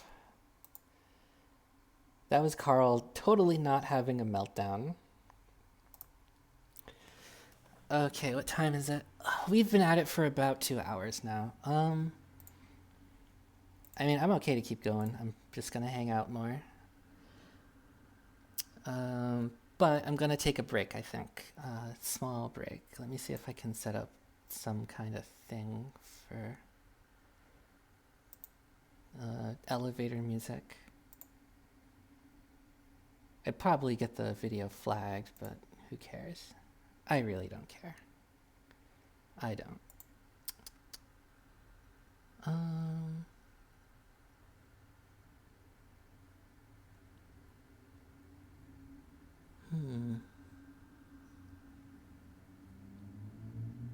We'll do this. We'll do this. Alright, I'm gonna throw up a little bit of elevator music in the meantime. Everyone get up if you haven't. Stretch, go for a walk, take the dog out. We'll be back in like, let's just say it's about 20 of, so we'll be back quarter of, or aim for quarter of-ish. Get a drink, all that stuff. Alright, see you very soon. Let me edit. I think I can edit this. Yeah, okay. No, turn it on. Okay. Alright, see you about quarter of. Definitely by 10 of.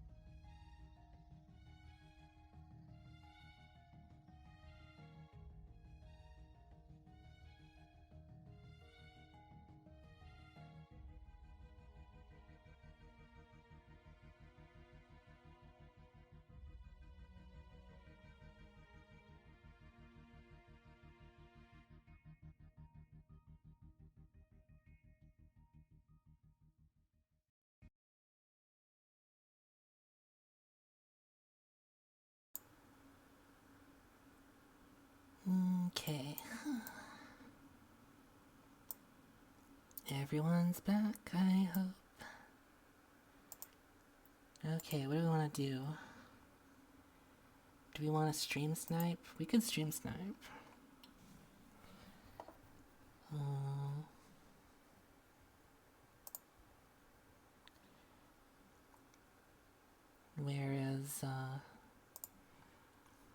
Where was Carl on? Let me scroll up here.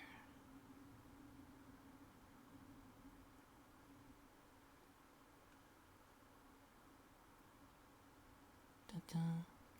Milo's doing a live stream.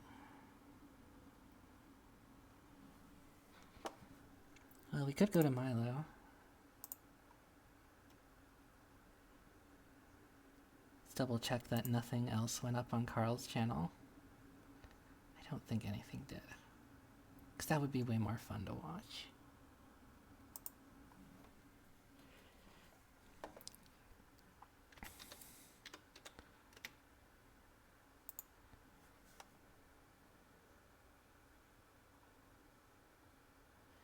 Alright. Do I stream regularly? Not really. This is kind of like something I've been forcing myself to do over the past week to like get used to my streaming software and get in the habit, just in case like I want to interview someone or if I like want to like cover something like really breaking. So like that's why I'm kind of like doing this here. Yeah, let's find out. Let's find out if Milo left. Because of one broken line, they were convinced that there was an entire transgender priesthood to Ishtar. I'm like, well, where's your evidence for this? This is like, well, so each successive wave of... Oh, Carl is talking about Sumerian religion. This should be good. This should be really good. Reach for explanations, you know, using fragments and circumstantial evidence. And they normally project as their a own means, biases onto it. right? And it's a means of claiming a historical event or authority or person for themselves. Exactly. So, for like claiming that the Roman Empire was a narco-capitalist by any chance? not in any meaningful way we would understand today, and certainly nothing like the trans people you're talking about. This is the scholarship, for instance, insisting that Shakespeare was Catholic, and here are all the hidden clues in the plays that tell you, come on. This used to be understood as a sort of pseudo history. It used to be understood, like African studies that appeared in a couple of universities, 70s and 80s. It started. Let me know if the volume is okay, going back and forth, or if it's like burning your eardrums. And it was understood that these departments were basically peddling pseudo-history, that they were not doing the work of serious historical scholarship, that they were instead sort of flattering individual groups or identities by reading too much into by reading too much into little things and ignoring all the evidence and all the rest of it. Yeah. But now it's become almost the standard operating procedure of the academy to do this stuff. Queering literature has become, one of the primary purposes of English departments. Look for what's gay, and if you can't find anything gay in there, can you find something that embarrasses white people, men, heterosexuals, or capitalists? Now he's just making fun of yaoi goggles. I don't know if I approve of that. This is evil, and if yes, this person you thought you loved actually hates you. Well, have you not seen again the latest one that's been going around? And this thing, The Independent, so a mainstream reputable publication, veneration of the written word is white supremacy. Writing things down is white supremacy.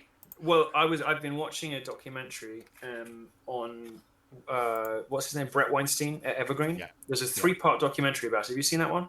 I haven't seen it. I forget what the guy's name is, but I will tell you because you've got to see it. Part 2 is just absolutely amazing. And it starts with this black member of the faculty talking about how white middle-class gay men are part of the problem. Sort of like, excommunicating white gay men from the intersectional church because...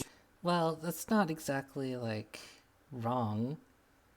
I'm surprised that Milo is someone talking about that, gay men are too well, twofold really, because we're too successful, unlike, black lesbians who have disproportionately high violence, low income, or blah, blah, blah, blah. Because we're too successful, we can't any longer be part of the Church of Victims. You also tend to vote predominantly Tory or Republican in the United States. Like, white gay men have, like, gotten their share, and now they threw everyone else under the bus. Like, they don't care anymore. So, yeah, they don't have anything to gain from the intersectional alliance, as Milo likes to call it. So, yeah, they don't need to be a part of it anymore. Good for them. But that means that their voices don't have to, like, carry as much weight as they perhaps once did. For a guy called Mike Nayna, Nayna. Mike Nayna, Nayna. What's that? Yeah, I found it. Well, I found it. So he's got a 3-part documentary about Weinstein and Evergreen College, and it's absolutely amazing. And it's got stuff like what you were saying, and so one of the other things, the point I was getting to, in addition to this amazing thing where she kind of throws the gays out of church, Brett Weinstein is in a faculty meeting during which he's called a racist because of color of his skin, and he says, I'm sorry, I'd like to defend myself against that. And the black faculty member says, this is not the place for you to defend yourself against allegations of racism. And so and the dean, all the heads of the school are there. He says, well, where is the place that I can do that? And she says, don't expect to have a place for you to speak, for yourself to speak. You don't expect to have a place to defend yourself against charges of racism. I would be trolling the chat, but there's so many people in here, probably wouldn't go noticed anyway. Can you give any examples of the sorts of things you're talking about? And she says, asking for examples of racism is itself an example of, quote, racism with a capital R, end quote. Wow. She says that asking for examples of racist statements or speeches or rest of it is itself an example of, quote, racism with a capital R. Well, that's an amazing Kafka trap. You either admit, or the very fact that you doubt is a form of admission. Right.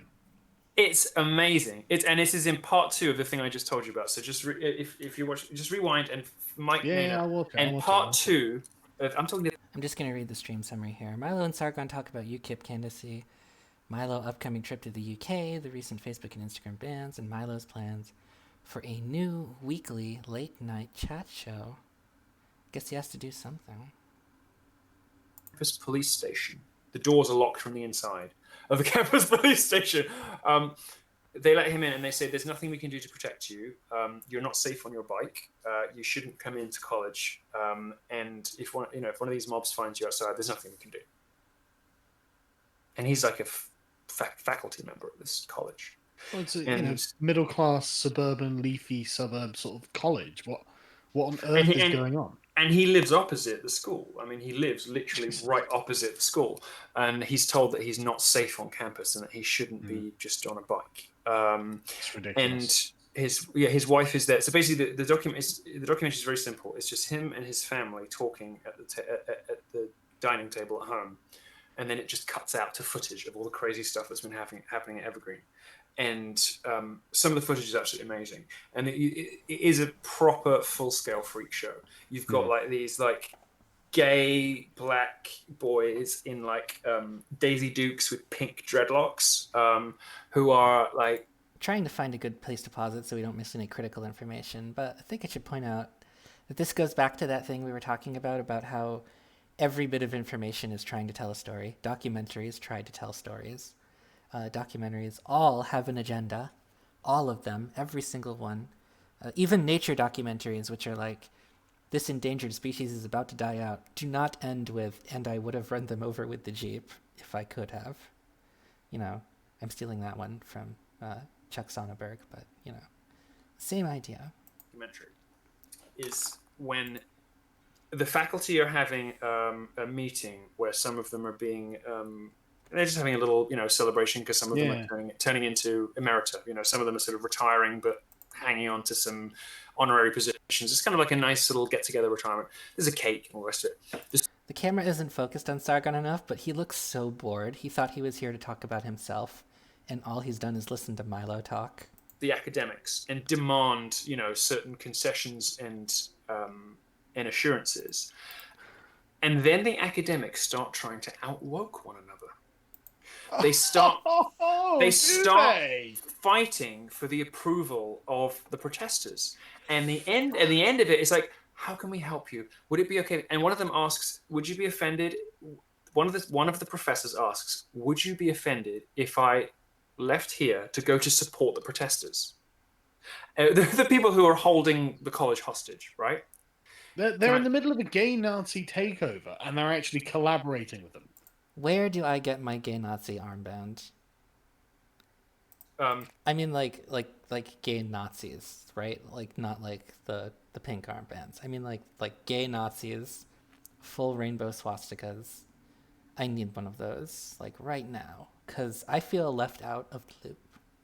Did this, and so they start falling over one another to overcompensate and asking, and in the end, the protesters say, right, Attentat deficit disorder.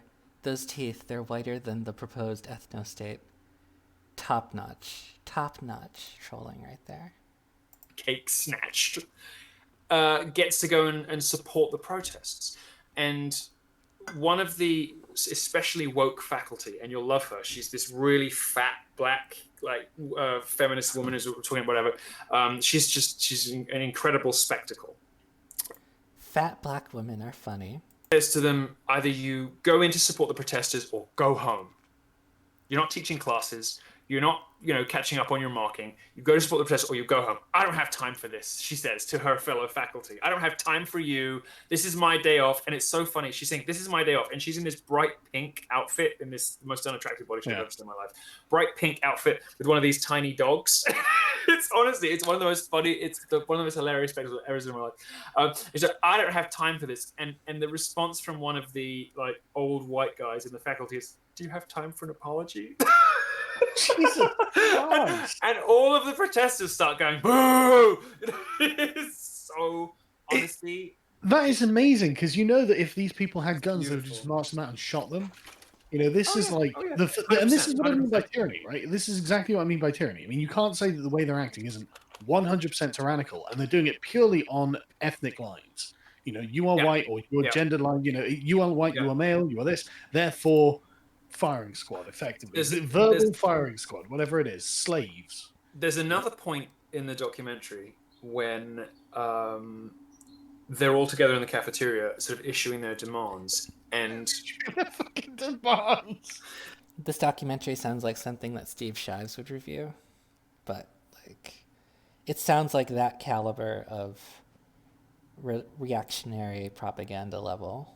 Does the unthinkable. She defends Brett Weinstein. She says he's really not a person who's racist. He talks very often against racism, and the black students start going nuts. So she just sits down silently, and another Asian kid stands up and says, I just want to say, as an Asian student, we obviously don't understand what it is like to be black or to participate in the African American experience. So we have to, and he says, it tumbles out of his mouth, we have to, as Asian students, appreciate the white supremacy that we contain that is causing harm to the African American community. By this point, I just couldn't believe any more of what I was seeing. And this I is find it very interesting. It's not Asian supremacy. It's not Asian supremacy. It's white supremacy. It can only ever no. See, when someone's a victim, they're a victim of white supremacy. Have to name an Asian supremacist movement before you just throw it out there, Carl. Subordinated to that of white people, because anything to do with success, or conquest at its worst, or simply success and flourishing at its best, any of the virtues of the West, freedom, democracy, capitalism, all the things that Protestant work ethic, good, happy, healthy societies.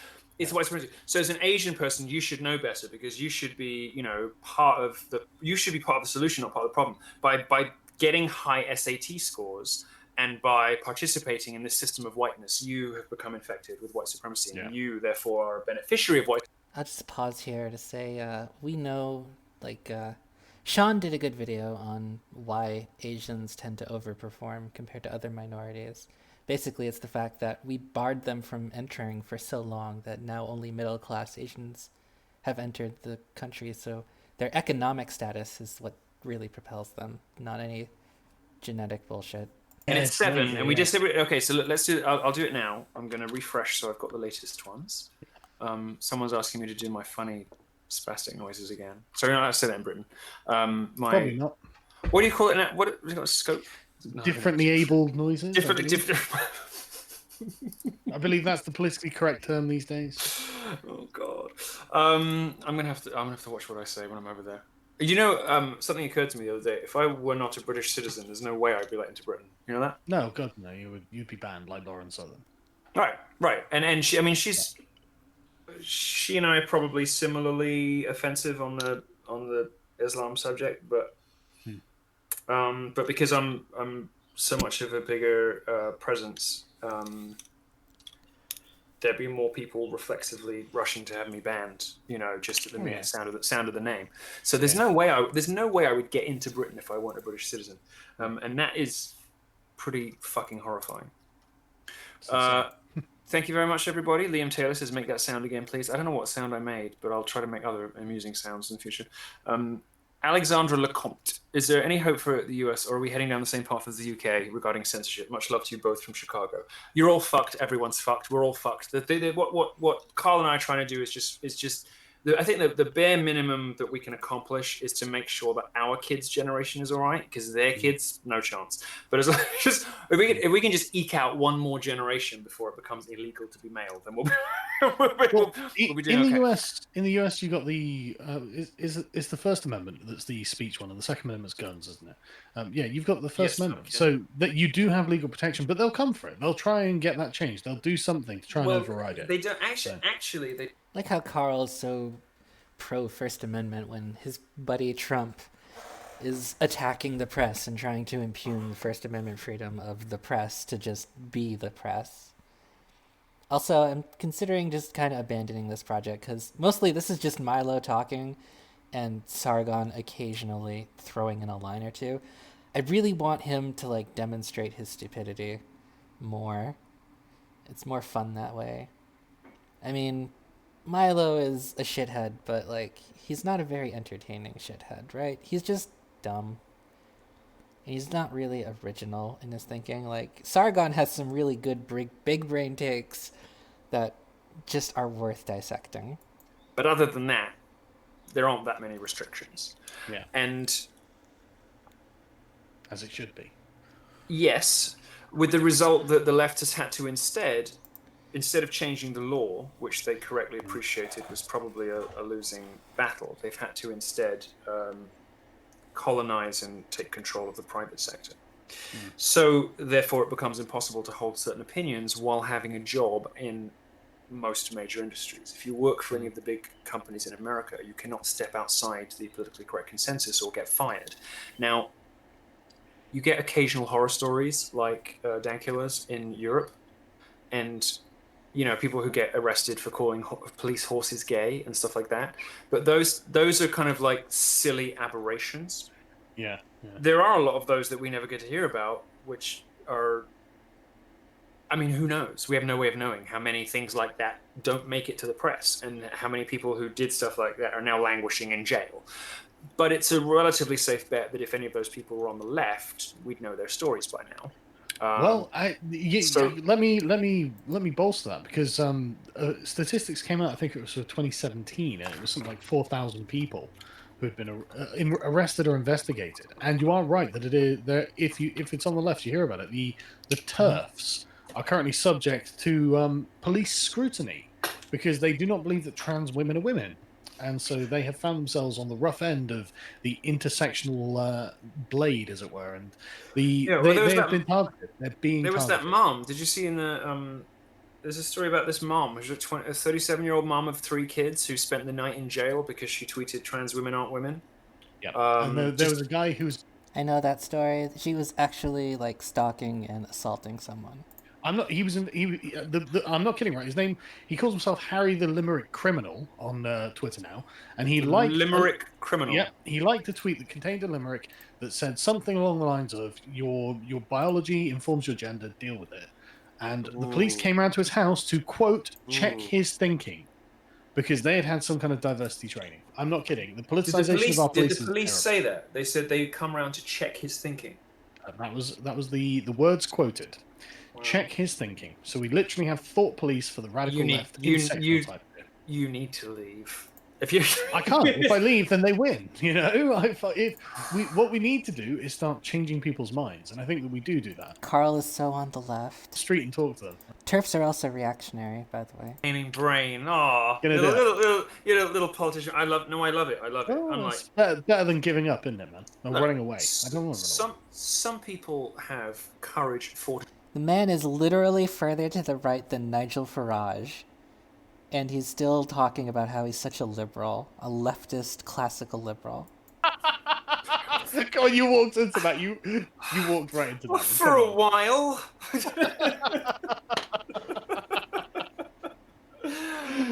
But no, I can't just leave. I can't. I will make rise again.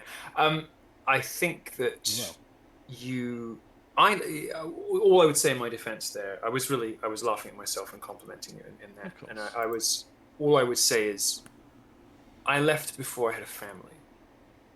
And so I think I left before I kind of appreciated the stakes fully.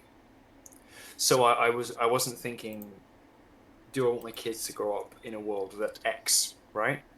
I was living entirely selfishly and thinking, well, the things that I believe will get me in jail here, and I think I can do more good for Western civilization generally, having a successful career in the US, and people, everywhere can read my stuff, but I won't get off the ground in the first place. I won't get anywhere if I stay in the UK.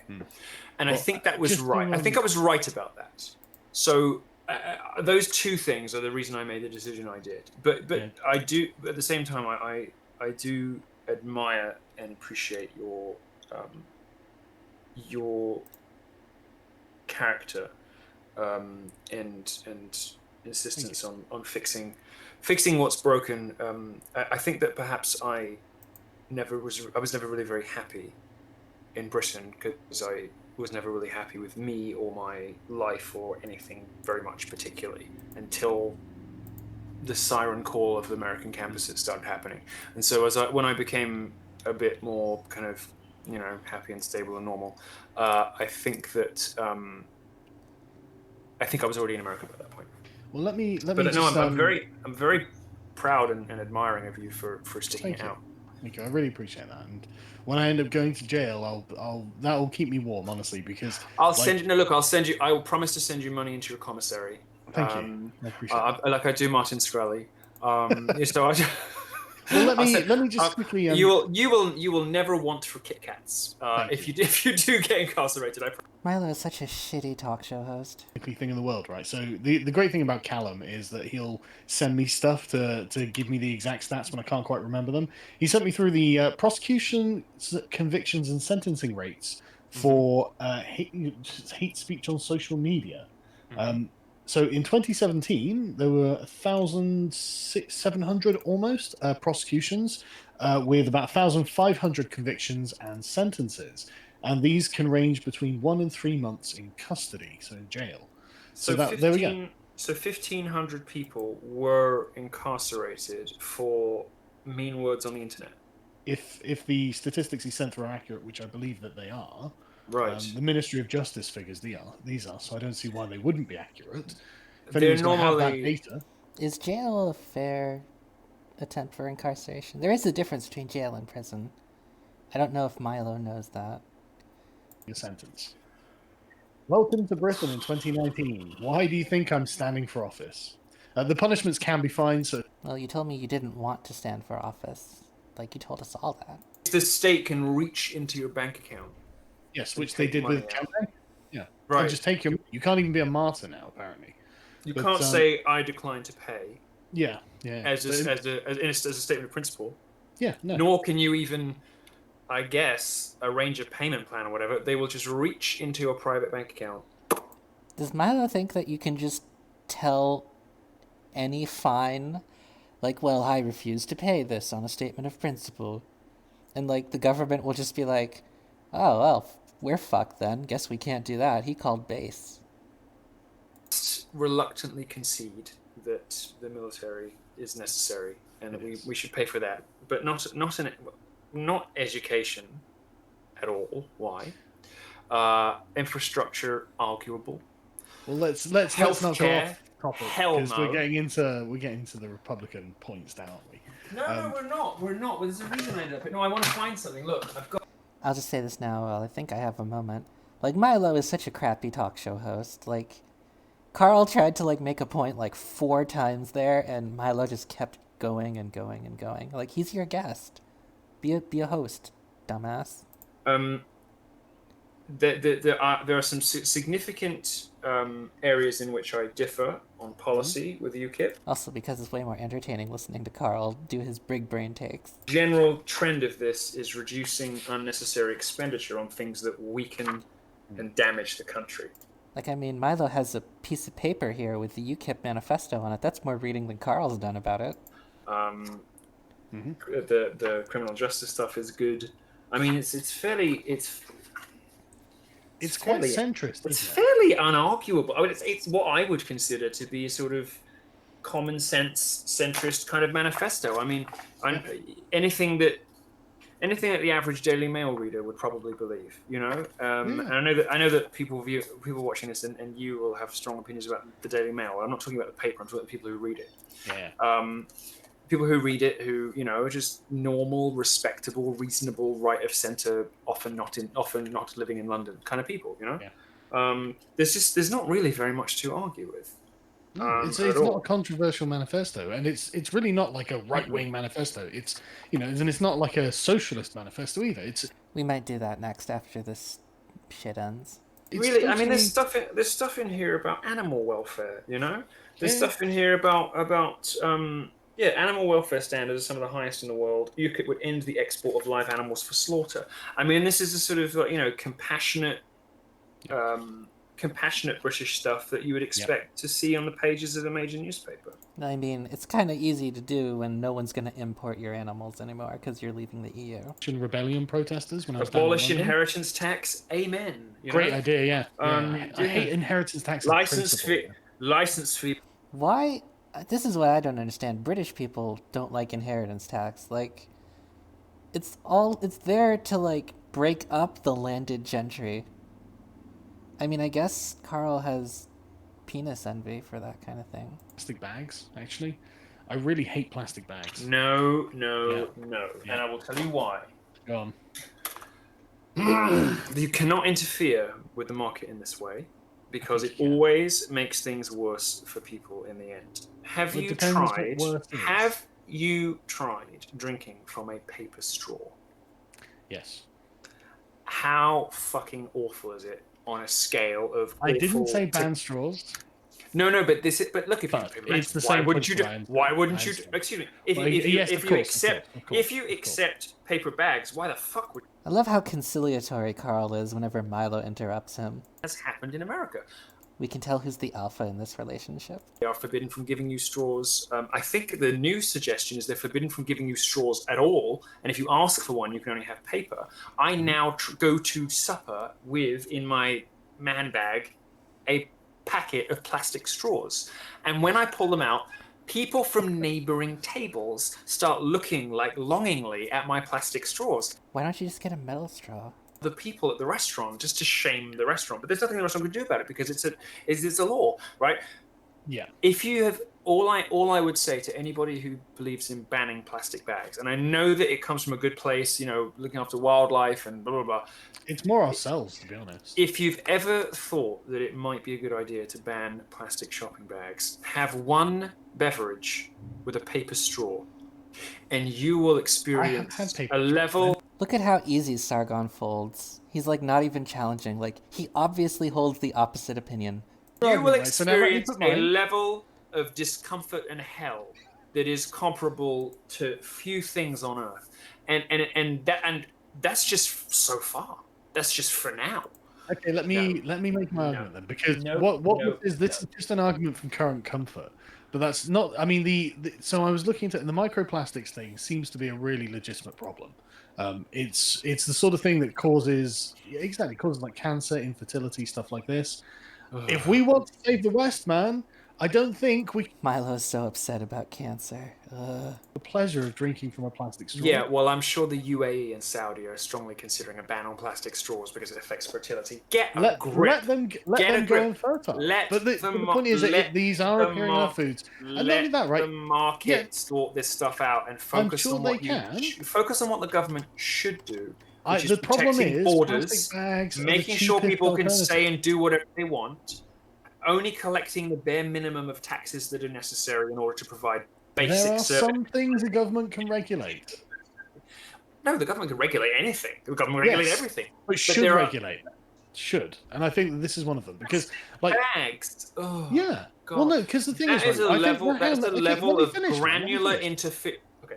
It's not that bad, right? I think there is genuine environmental concern with plastic bags, right? And straws as well, to be fair. And there are alternatives. But the thing is, what this can be used for... As a note, I'm just going to bring this up because I just Googled it. We have partial or total bans on plastics in Myanmar, Pakistan, Indonesia. Papua New Guinea has a complete ban. China has a complete ban. India has a complete ban. Taiwan has a complete ban. Madagascar has a complete ban. Just all these places that are, roughly in the global south that already have plastic bans. Just saying. Just saying, Milo. Just saying. A sea of petty rules and restrictions and laws that control how people can do business and how people can conduct their private lives. When you accept... Yeah, and they should stop. We shouldn't ask for more of that. We should ask to sweep it away. When you accept that the government has a place interfering, sticking its nose in, and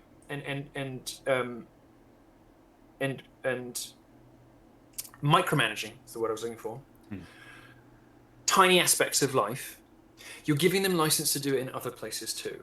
The sorts of things that you're asking for can be done and have been done in America by groups of people who care about this stuff, lobbying consumers and business.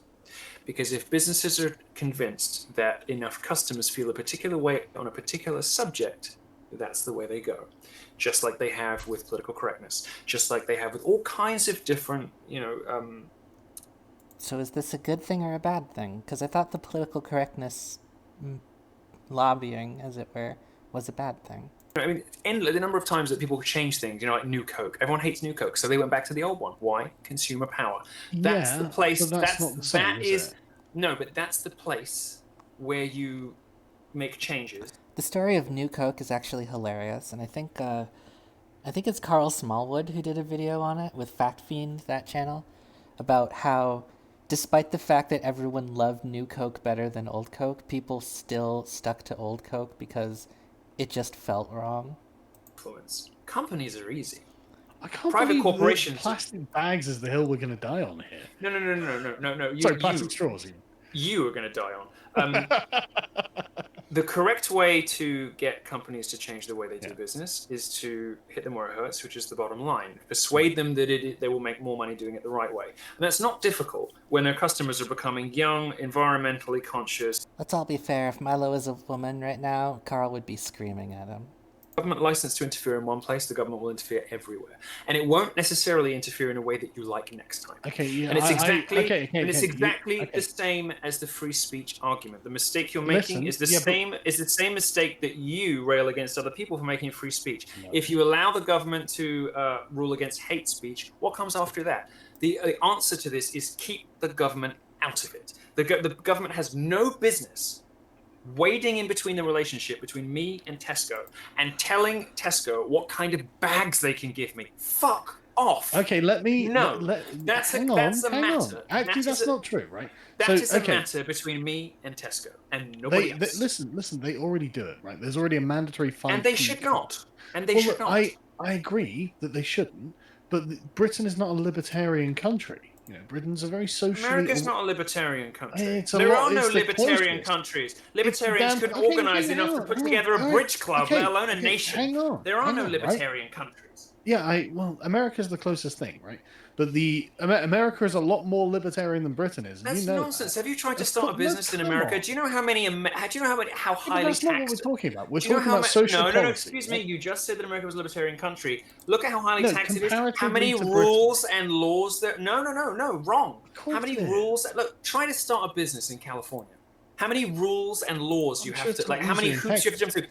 through? It is not. Well, it's easy-ish in Texas, but it is incredibly complex. And America is a relatively highly regulated country, actually, and it is a very highly taxed country. It is not it is not this land of I'm here for the mansplaining to Sargon. Aryan capitalism, red and tooth and claw country that everybody No, I thinks know, it is I know. until they actually live here. And when you try to start a business and employ people, I mean, I've been here for a few years now, and I've tried to do all of these things, and it's hell. It's Right. awful, and it is worse than Britain in many respects. Starting a business in Britain, you have to go to the company's house website, give them £7 or £14, and within a day you have a limited company. Here, oh no, here you have to fax things. You have to go apply for Really? then you have to apply to the IRS for an EIN, like a tax identification number, before you can start trading. Before you can do anything, you have to wait months. This has nothing 2 days. to do with my central You have point. to wait months before you can start doing business for the IRS to get around to issuing you with a number. Carl doesn't seem to like getting a taste of his own medicine. Inefficient and crap and everything, right? It's just not true that America's like that. Nonsense. Okay. But this isn't actually related to my point anyway. Look, when it comes to the government having a hand in this sort of thing, they already do, right? I think that it is reasonable to suggest that we ban plastic bags and let them find alternatives, because the plastic bags, the problem is they're the cheapest and easiest and path of least resistance. And I know you don't like it because in principle you don't think the government should be doing any of this. And I agree in principle, but hang on. Sorry. But in practice, when it comes to the sort of like the real world and the compromises that we have to make, I think that this is actually a reasonable compromise that like most people can make with the radical climate change types, right? And I think that if we it's so reasonable, most people agree, then why can't you just take it to consumers and to big business and to suggest to business, you know what? If people want, and you probably can. If people want plastic bags, make them pay. Well, they already do. We already right, but people just pay it because it's cheap and easy. Okay, but why don't you pressure them into making the paper bags cheaper, or to making no bags at all, even cheaper than that? I mean, like just there's always. You would pressure them through government action. Bags here, right? You go into a supermarket. In every supermarket they sell. Like this isn't rocket science. This is basic Teddy Roosevelt like stuff, right? Like the reason Roosevelt did trust busting was because he realized that the individual consumer no longer had the power to negotiate with their business or their market provider. Its role to socially engineer a granular. I cannot believe that I am arguing against a libertarian, saying the supposed libertarian, saying that I don't want the government to interfere in this shit. I'm a liberal, right? I'm not a libertarian. So look, no, but listen. Right? I think this is a reasonable compromise, and it's the sort of thing that I think is the sort of thing that would actually be like people would agree with this, and this is a way of mainstreaming the idea of getting off of plastic bags, even if we never do it. So it's a way of getting the idea in people's heads. Look, UKIP. I've just been texted. I'm going to interrupt you now. I've just been texted by a well-known American. Milo pulling a full Crouten tea right there. I've just been texted. Plastic bags end up using more plastic because people reuse plastic bags for garbage. Mm-hmm. And when you don't give people plastic bags from supermarkets, they have to buy garbage bags, which use vastly more plastic per cubic meter of trash because they're thicker, bigger. I'm sure that's the case. But if you'd allow me to finish my so if we were to do what you want, people would end up using more plastic, not less. You do not necessarily need to. Also, I want to point out here, because Carl doesn't know it, but banning plastic bags is more about the litter and the microplastics, because trash bags, plastic used in trash, at least in the developed world, is almost always going to end up either burned or in a landfill, where landfills aren't great, but they're environmentally essentially harmless, right? They they're localized problems. Like, they don't get into, like, groundwater and into the rain and microplastic problems. That restricting people's access to plastic bags at supermarkets reduced the amount of plastic that they used.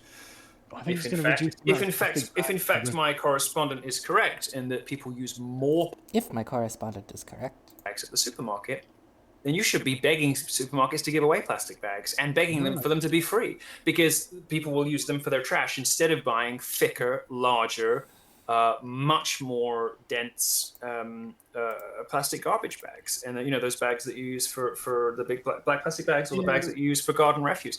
So I'm happy to consider all of these interventions on a case-by-case basis. Yes, I do stand on the point of principle that by and large government getting involved is normally a bad thing. But that's not an article of faith. That is the result of years of evidence that every time the government tries to do one of these things, it always makes the situation worse because they don't know what they're doing. And I agree that in principle. Why the thing is, there are people who don't necessarily hold those principles, and we have to compromise with those people. Why don't you just go where the evidence? Why do you have to compromise with crazy lunatic fringes? Why not just go where the evidence tells you banning plastic bags at supermarkets makes people use more plastic, so leave the fucking private sector alone and don't get involved in this. Don't interfere. They're not going away. They're getting bigger. The lunatic fringes are getting bigger and louder. I mean, look, for most people, sort of the free speech absolute. The lunatic fringe only gets bigger and louder when it is pandered to, when it is mollycoddled, when it is enabled. If in the 80s and 90s, when political correctness was resurging on college campuses, these people had been slapped back into place, figuratively speaking. If students had been told, if you don't show up to class, you will fail and you'll get thrown out. If universities had not erected entire departments to legitimize this grievance culture, African studies, gender studies, all the rest of it, we would not be in this position. The lunatic fringe is getting bigger and louder precisely because people like you... Social justice courses in universities are why we have microplastics. I'm not sure I follow, but let's go. For a pattern of reasonable concessions for the lunatic fringe to grow more powerful, to grow stronger, to have more of an influence on our lives. And that is exactly what history shows us has happened over the last half century. The lunatic fringe has become 40% of society solely, exclusively, because they've been enabled by the rest of us. Nothing bad happens when you turn around to these petty, school-marmish social media censors and say, words on the internet don't hurt you, fuck off. Yeah, but it's not the censors. Nothing bad happens. Similarly, the environmental lobby only successful because they were pandered to and enabled. Well, otherwise, everybody would see them like we do. They're like lunatics with nothing in their lives who are trying to find a cause because they don't have kids, they don't have a husband, and they don't have God. Those are, that's what these people are, and we have enabled an entire generation of them, the millennials, because we pandered to it. What are we talking about again? That these people are the same as the SJW millennials. I mean, the sort of postmodern left has been... It's had it's had some of the greatest minds who have ever lived working on its philosophy and working on its tools, and it's been very, very, very good at subverting. Absolutely, you can't deny them what they are, right? They're very, very clever. And most of the movements that we're seeing at the moment that are starting to pop up are not like this. They didn't come out of the academy necessarily. Most of them have come off the internet, where people are just in a high sort of information-rich environment. The academy Subject, and the Extinction Rebellion group is very much the result of this. Same with the Christchurch shooter and the alt-right, right? And what these people are doing, they're doing these dramatic protests in order to be heard. They just want to be heard, and they want to have their concerns addressed. Now, a lot of their concerns and their ideas are fucking wacky, literally, grounding all planes and all this sort of stuff, right? Never going to happen. But banning plastic bags, that's actually not the worst thing that can happen. And the only real objection is highly principled libertarian argument. And it's like, well, okay, fine. But we're nowhere near there, right?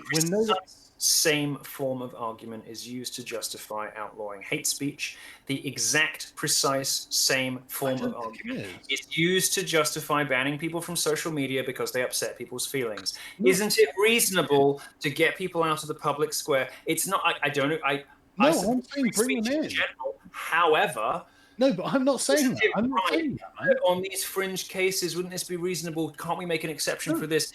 Look, this is how This is how. Hang on. No.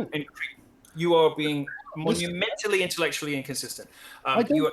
Mansplainception here. Listen, let me finish, because what I think happens is if we were to take a hardline stance like you're suggesting, is we get radicalization, and that'll lead to terrorism, right? No, you don't. Who says who? When has that happened? Me, I say that. Christchurch.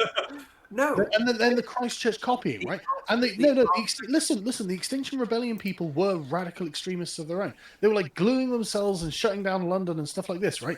This comes from not being listened to. Because no. That's what they say. The reason that exists like it does is because they've been listened to too much. Because this is a generation.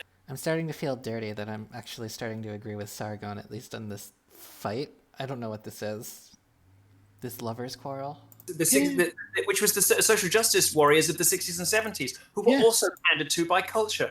Hang on, I think you've got this completely the wrong way around, because honestly, I think that the alt-right would be far less inclined to radicalize, because I mean, we've had 2 shootings now based on the same sort of Anders Breivik model, and they're doing it to get attention. They write a manifesto, they put it online, and they shoot a bunch of people, and then everyone listens. It's the same with the climate protesters. Thankfully, they're not being violent about it, though hundreds of them persuade people to your cause. I'm not trying to get... No, I'm trying to destroy their causes. And the way we do that by giving into them. You do that with one simple, strong response, which is when somebody proposes something crazy, or proposes the government wandering into an area the government doesn't belong in, or proposes some other restriction of freedom and liberty. You do one simple thing. You say no.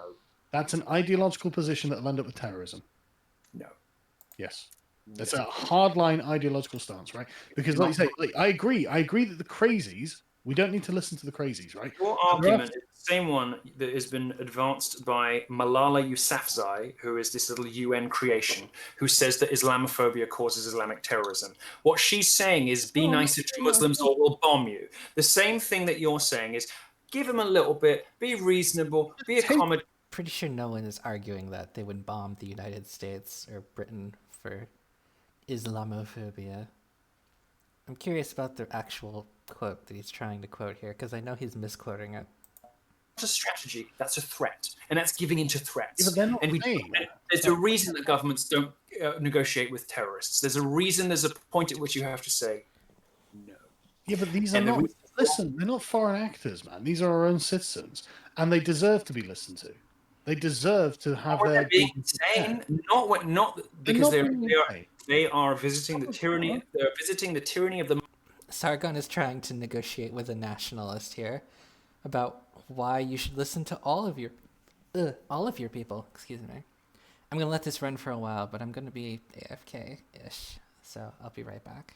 Wreck the rest of our lives. They are allowed to do all the things they do on college campuses, free speech, all of this kind of stuff. The environmental stuff is all part of that. You have been totally hoodwinked if you believe that there is something. I don't understand why you're carving out this exception for plastic bags when the form of the argument, the architecture of the argument, that is very, very obviously easily mapped onto all the other things that you talk about that you think are mental and insane. But on this one specific thing, you think there should be some exception. As though environmental things won't behave. When you give in, they push for more. When you say yes to plastic bags, next it's straws, and then when you say next to straws, they'll go after something else, right? Will never. Hang on. Come on. Draw the line. You will never get to say we gave you something, and now we have to say no. I'm sorry, we've given you something. Now you're being unreasonable. It doesn't happen. You have to say no at the start. You have to say. Look, then you'll forever lose. You will forever lose with that attitude, right? Because you don't have the hegemonic power to just stamp these people out. That's the problem, right? I'm suggesting let me come on. Let me saying that I as an individual could do it now. I'm saying that should have been our collective response. But it's not our collective response, right? So let's actually think realistically. What can we actually do, right? Now, one way of preventing movements from becoming increasingly large and radical is by taking away the sort of like peripheral points that are not a big deal to compromise on. And in real life, really, on your day-to-day business, you're not really going to care whether you've got a paper or a plastic bag in a supermarket. Yes, you are. Yes, you are. hang on. I don't think it's really going to be something most people will be out in the streets demonstrating for. But these people will continue to radicalize if we give them zero platform for what they want.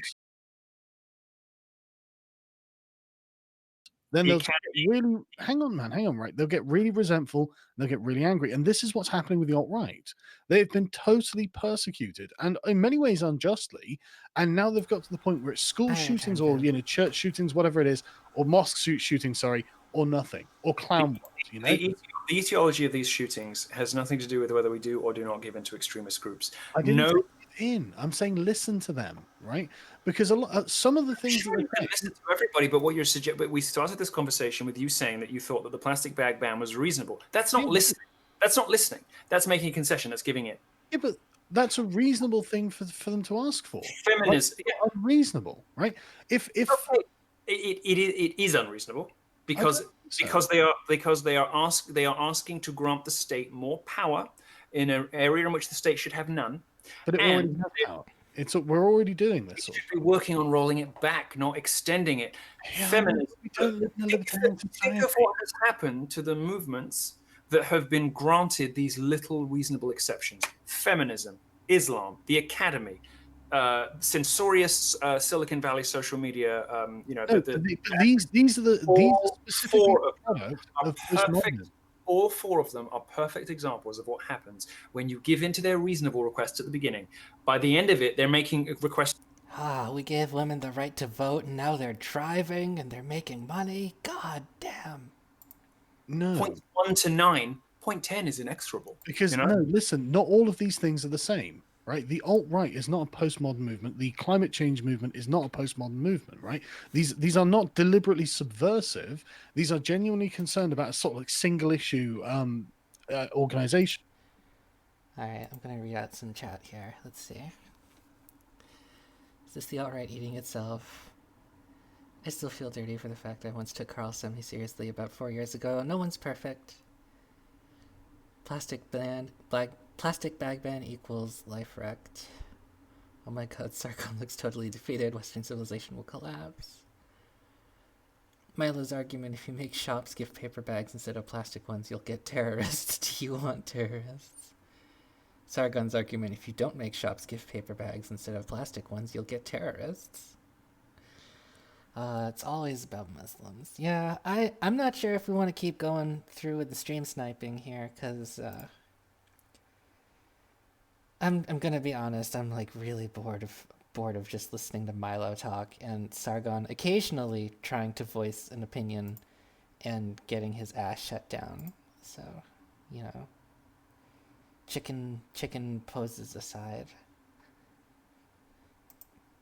Like, there's nothing even here to like really dig into, right? It's just they're going in circles at this point.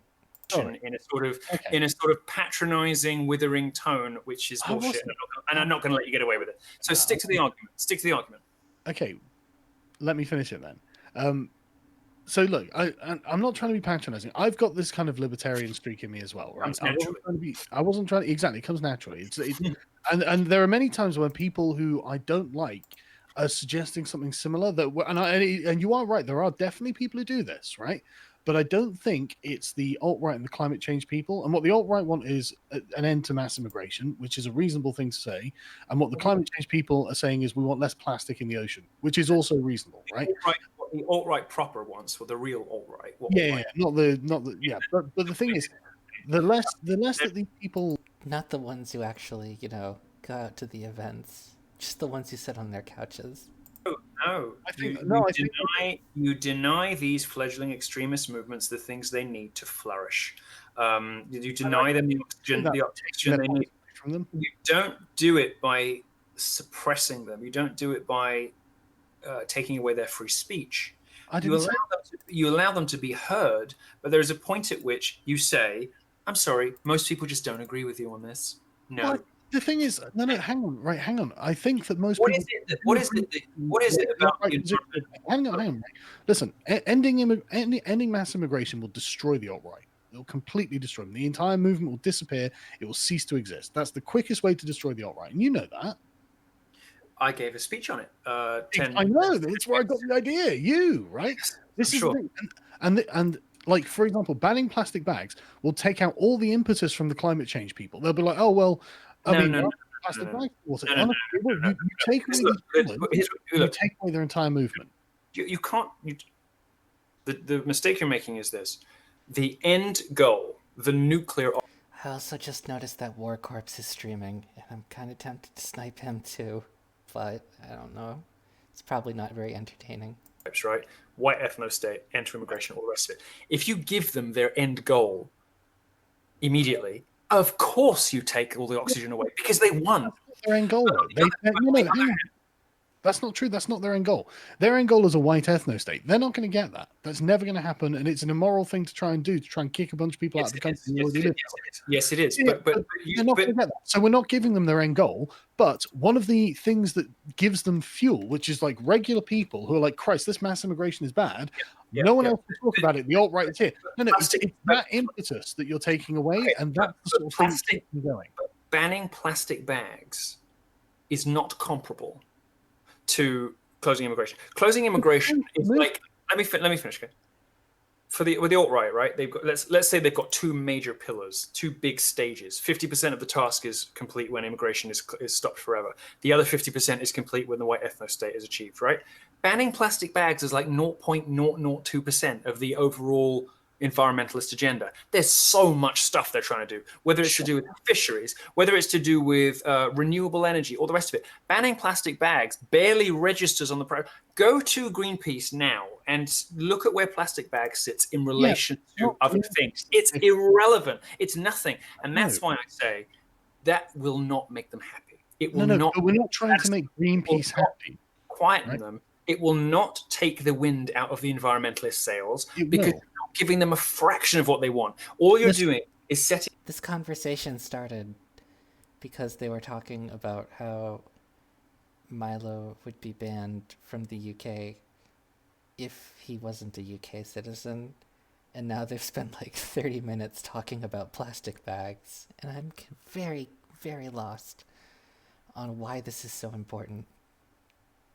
And what this has to do with anything, and why they haven't just imploded in a puff of logic.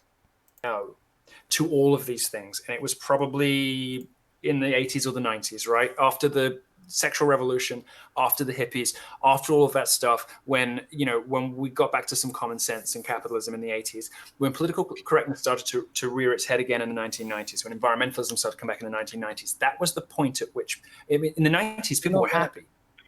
There was no racial tension like there is today. Shinobu asks, what do plastic bags have to do with climate change? A lot, actually. I mean, apart from all the microplastic problems, which you should care about, plastics do require a lot of petroleum in their production. So if you reduce plastic output, you reduce demand for petroleum products. That would help. I mean, I don't think it counts as the primary, but it is one of the big driving factors. Agenda, plastic bags is very low on that agenda, but to the regular person who's just like seeing plastic bags in the streams they go past and just seeing the waste everywhere, that's a lot higher on their agenda. They think, oh god, that's gross, hang on, let me finish, man, come on. So it's not about destroying Greenpeace, the organization. What will happen is the culture will move away from them. People will be less concerned about that because in their daily life, they will see less of that thing that bothers them. Right? And that's the same thing with mass immigration. Right? You're imagining that these changes come from general dissatisfaction. I know I made fun of Carl for not watching my video before, but I'm starting to think maybe he did, because this sounds like something someone who watched my material would badly interpret. People are talking about plastic bags because 50,000 people in Britain spontaneously, independently, just noticed plastic bags. No.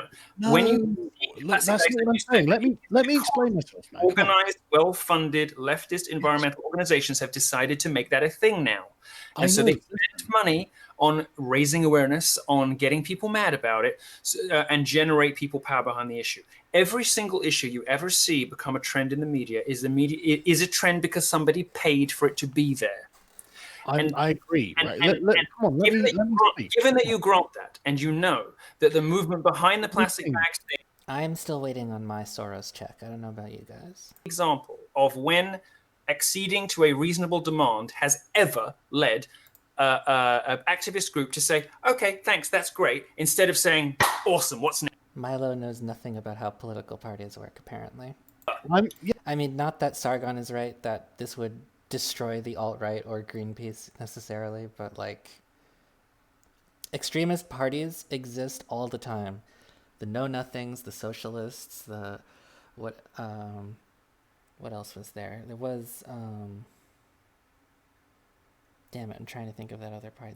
Anyway, mainly, like, small parties with extremist issues tend to be absorbed by larger parties, like we were talking about earlier with Labour trying to get ahead of the Remain horse so that the Lib Dems don't just outright destroy them in the MEP elections. Foundations, right, which give money to people to push this stuff. The reason that Time magazine put Laverne Cox on the front cover and said this is the new civil rights frontier is because left-wing foundations have paid hundreds of millions of dollars to make that happen. Nobody was clamoring for that to happen. Nobody cared about it. The trans lobby would never have got anywhere there. It was decided this was going to be a thing.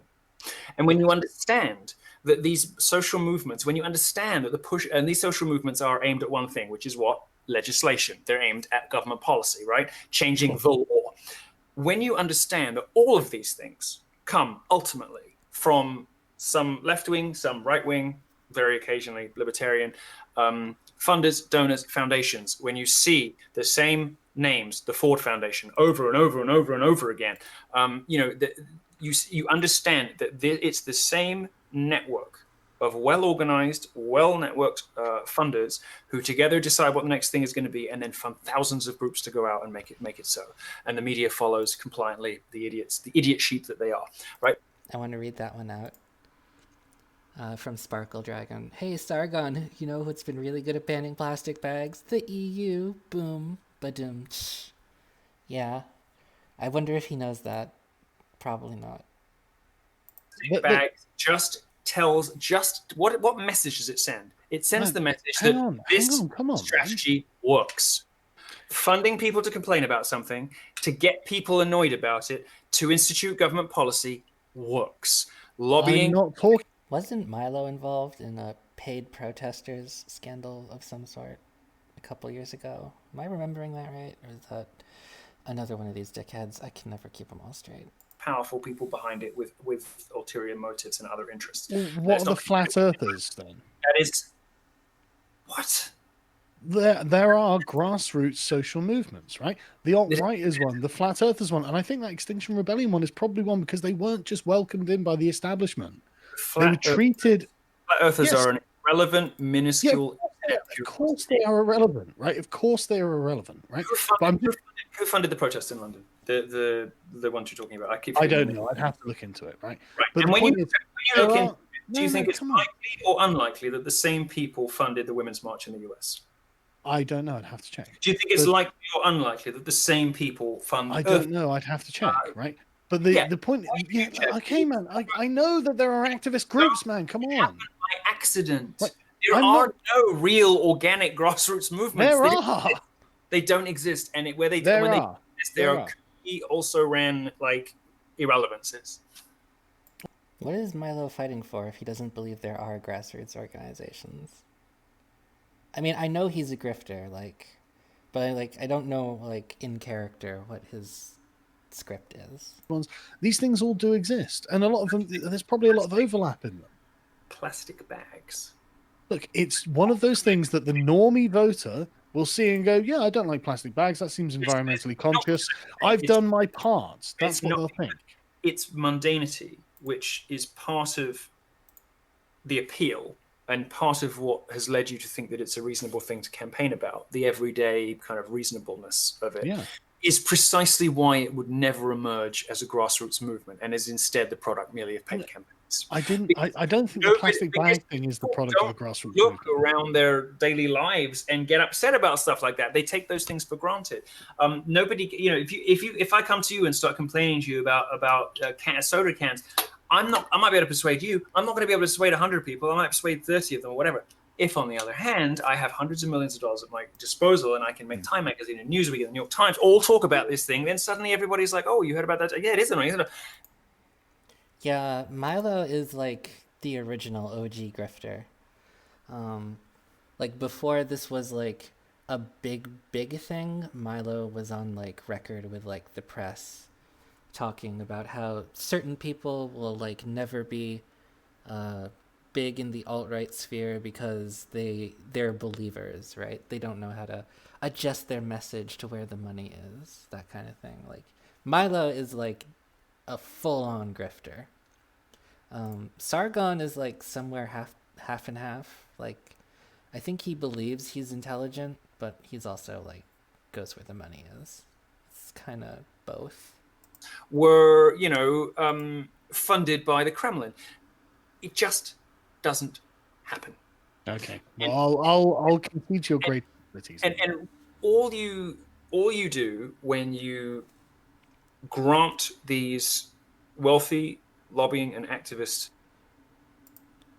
This conversation is the perfect rebuttal to a Randian egoist society's ability to conclude anything amongst itself. Yeah, I was actually thinking of doing a video where I was going to accuse Ayn Rand of being a disheartened Marxist, because, Ayn Rand's was like, well, everyone should do what's rationally in their best interests. And then Karl Marx is like, and here's what's in your rational best interest.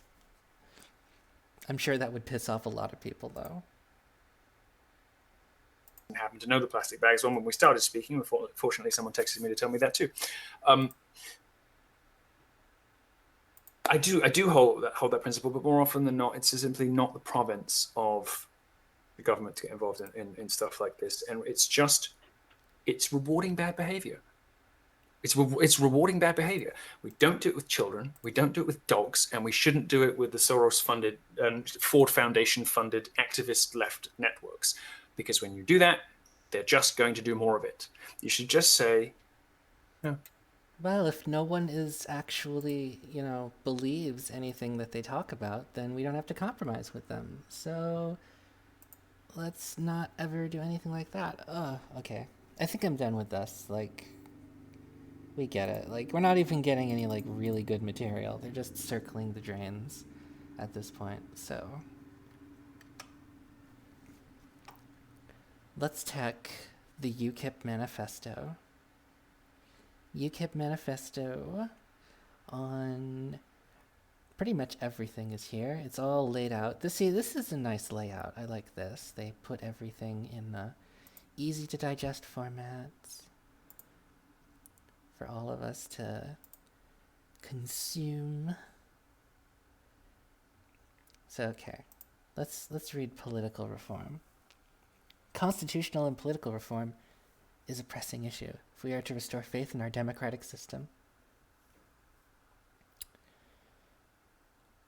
Do they not like first past the post? Interesting. UKIP would convene an all-party constitutional convention charged with addressing the many anomalies in our political system that need to be corrected if we are to be a modern democracy. Convention will report and table legislation within the life of a parliament. First past the post local and parliamentary voting system is not fair and does not deliver what the voters vote for. Many local authorities are effectively one-party states. Most members of parliament are elected on a minority of the vote in their constituencies. Well, that's an obvious problem that's existed for a long time in the UK.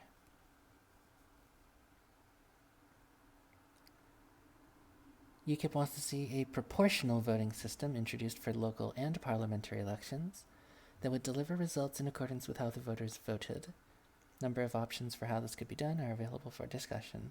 So they don't actually have a dog in the race so far as if they want directly proportional representation or collective blocks. They just want it to change. They just want something where they can compete better, like the MEP races. House of Lords is now an affront to democracy. It consists largely of political appointees who represent no one but themselves. The UKIP favor a second chamber elected in some form of proportional representation. That will never happen. The House of Commons will never let that happen. As Christy Winters pointed out in her stream yesterday, maybe? Was it yesterday? It's so hard to keep the early days straight with the time zone differences. If you give the House of Lords democratic legitimacy, they're going to need power equivalent to democratic legitimacy. And the House of Commons will never go for that. And I agree with her assessment. We will end postal voting fraud by restricting postal votes to those with a valid reason for needing one. We will reinstate the system that operated prior to the Labour government's changes. So there's your government reform for UKIP. Fishing has its own section. I think that's kind of funny. Let's go to the big one. Let's go to Brexit. UKIP stands for complete and total withdrawal from the European Union. UKIP was the only party to publish a Brexit plan entitled Brexit Must Mean Exit, Taking Control, the UKIP plan for leaving the European Union. In short, UKIP stands for no more money to be paid to the EU, no more EU laws imposed upon us, no more jurisdiction over us by the European Court, and no more open border EU immigration. Well, we've already addressed all this. One, EU does not have a completely open border with Britain. There are still some checks. Two, as we talked about, just because you're not in the EU doesn't mean you don't have to obey the EU's laws. Like I said, I'm an American, and all of my terms of service have changed because of laws passed in the EU, because even though Facebook is an American company, it still wants to do business in the EU. The same thing is going to go for any company in Britain, probably more so, because the EU is likely to be your largest trading partner. Irrespective of whatever withdrawal agreement HM government agrees with the EU, UKIP will continue to fight for UK's total independence from the EU and to fully restore the UK's former status as an independent, self-governing, sovereign state. A clean exit from the EU will include withdrawing post-Brexit from PESCO, the Permanent Structure Cooperation, the EU's defence union, or nascent army, which the government agreed to prior to Brexit. Britain's international standing will be enhanced by leaving the EU, as it will be able to act independently. Not true. Whilst retaining its membership of the UN Security Council, it will still have that. The World Trade Organization, the Five Eyes Intelligence Alliance, and over 100 other international organizations, of which we are a member. That's not going to change anytime soon. Like, if the UK were to lose its Security Council seat, then France would have to give up its Security Council seat because it's even more entrenched in the EU. And France isn't going to give that up either.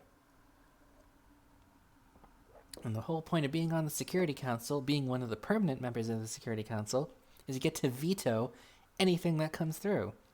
So even if the EU petitioned the UN to kick Britain and France, either one of them could single-handedly kick the motion.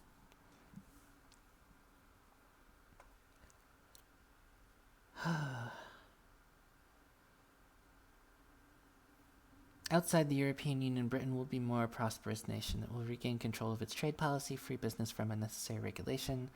Again, not true. Regain control of its agricultural industry and restore its fishing industry. Increased prosperity will mean more jobs and more tax revenue to pay for things we all want for the British people. Isn't that lovely? Unfortunately, that's not the deal that we've given, and that's certainly not what a hard Brexit would be.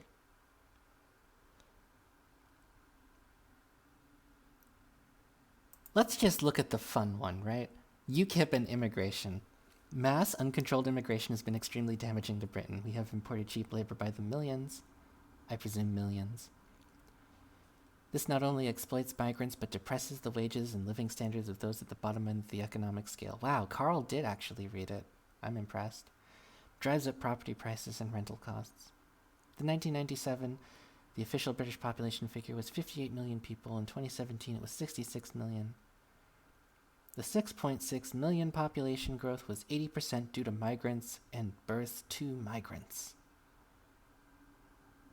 Such a rate is simply unsustainable in one of the most densely populated countries in the world.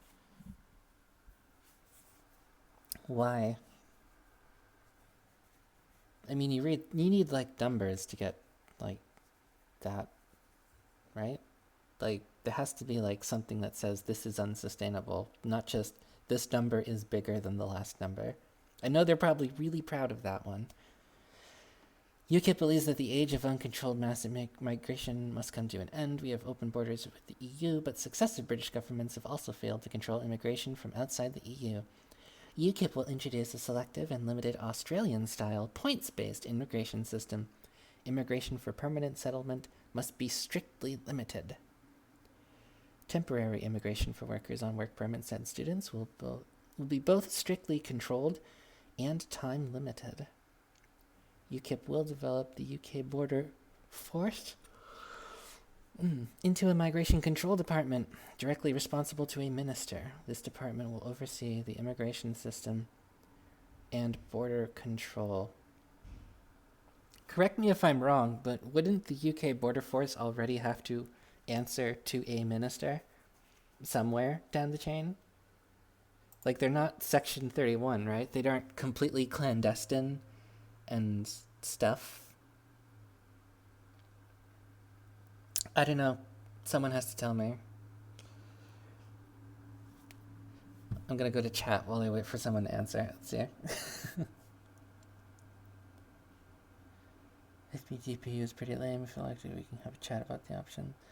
We already don't obey a few EU laws. Yeah, definitely don't obey all the EU's laws. We have a border force, it's called the Coast Guard. The best bit about the Aussie-style point system was that it was implemented to increase immigration to Australia and make it easier to apply for a working visa there. Yeah, that's usually the goal of most immigration reforms. Okay, where are we? Migrants will not be able to claim public housing or benefits until they have been a tax-paying resident of the UK for a continuous 5 years. Workers on permits and students will be expected to possess private health insurance as a condition of entry to the UK, unless covered by a reciprocal medical treatment agreement.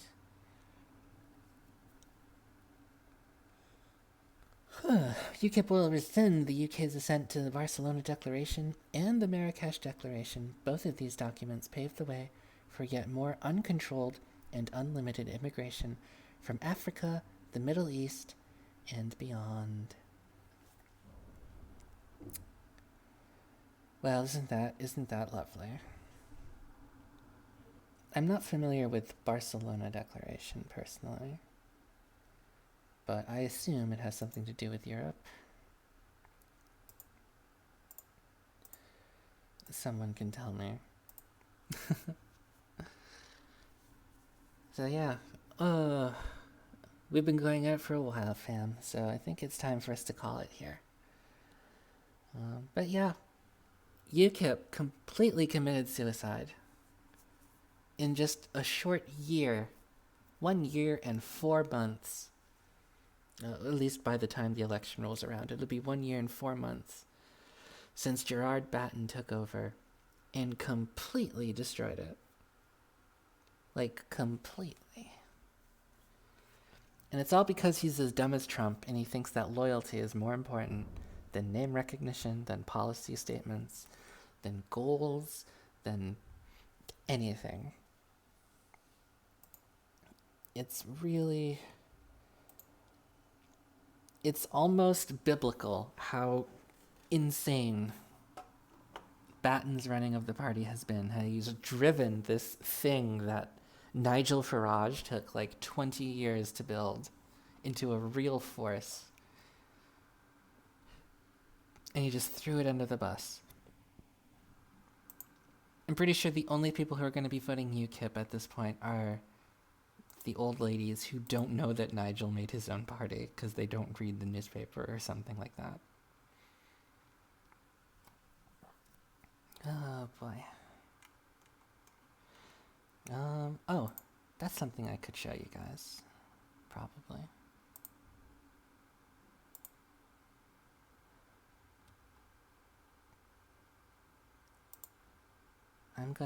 We're gonna end on a note about, because we don't want to just, we don't want to just talk about Sargon here. We should also give Dankula his own fair thing. Now this is an old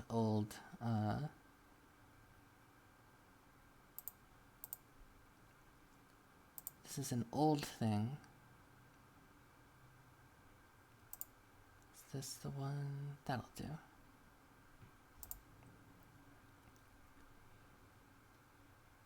Alright, this is an old video from Dankula, but this is something I just clipped for Kevin Logan earlier today.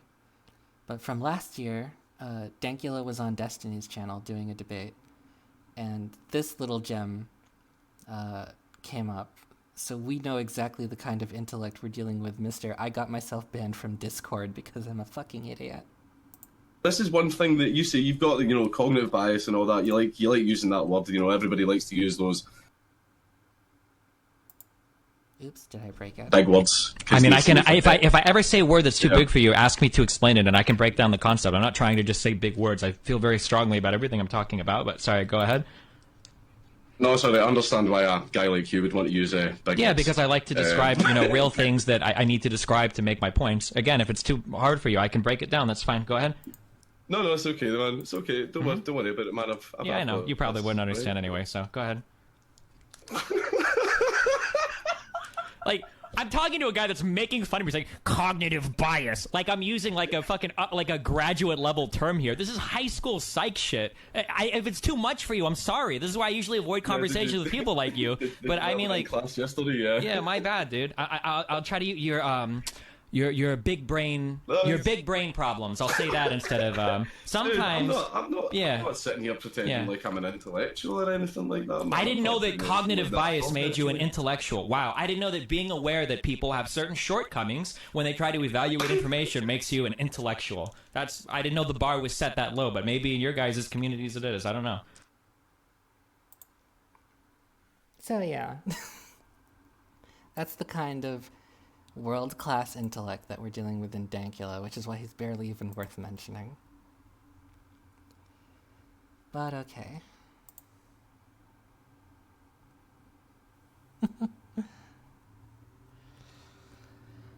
Okay, I think we're done here.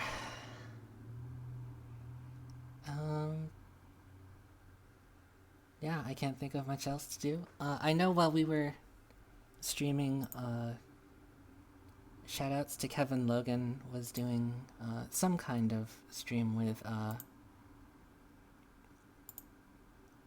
what's the channel? Surfs?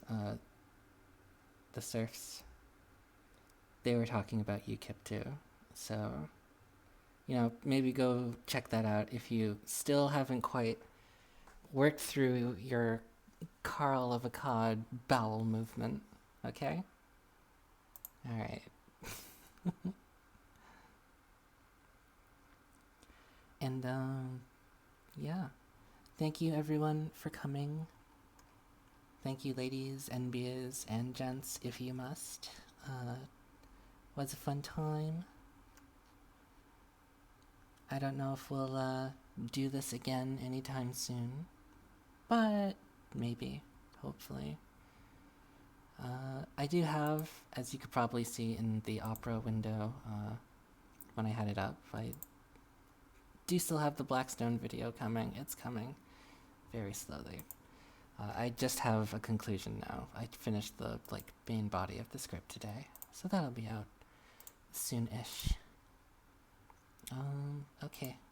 Thanks everyone for coming. Hopefully my internet kept up enough for you to stick.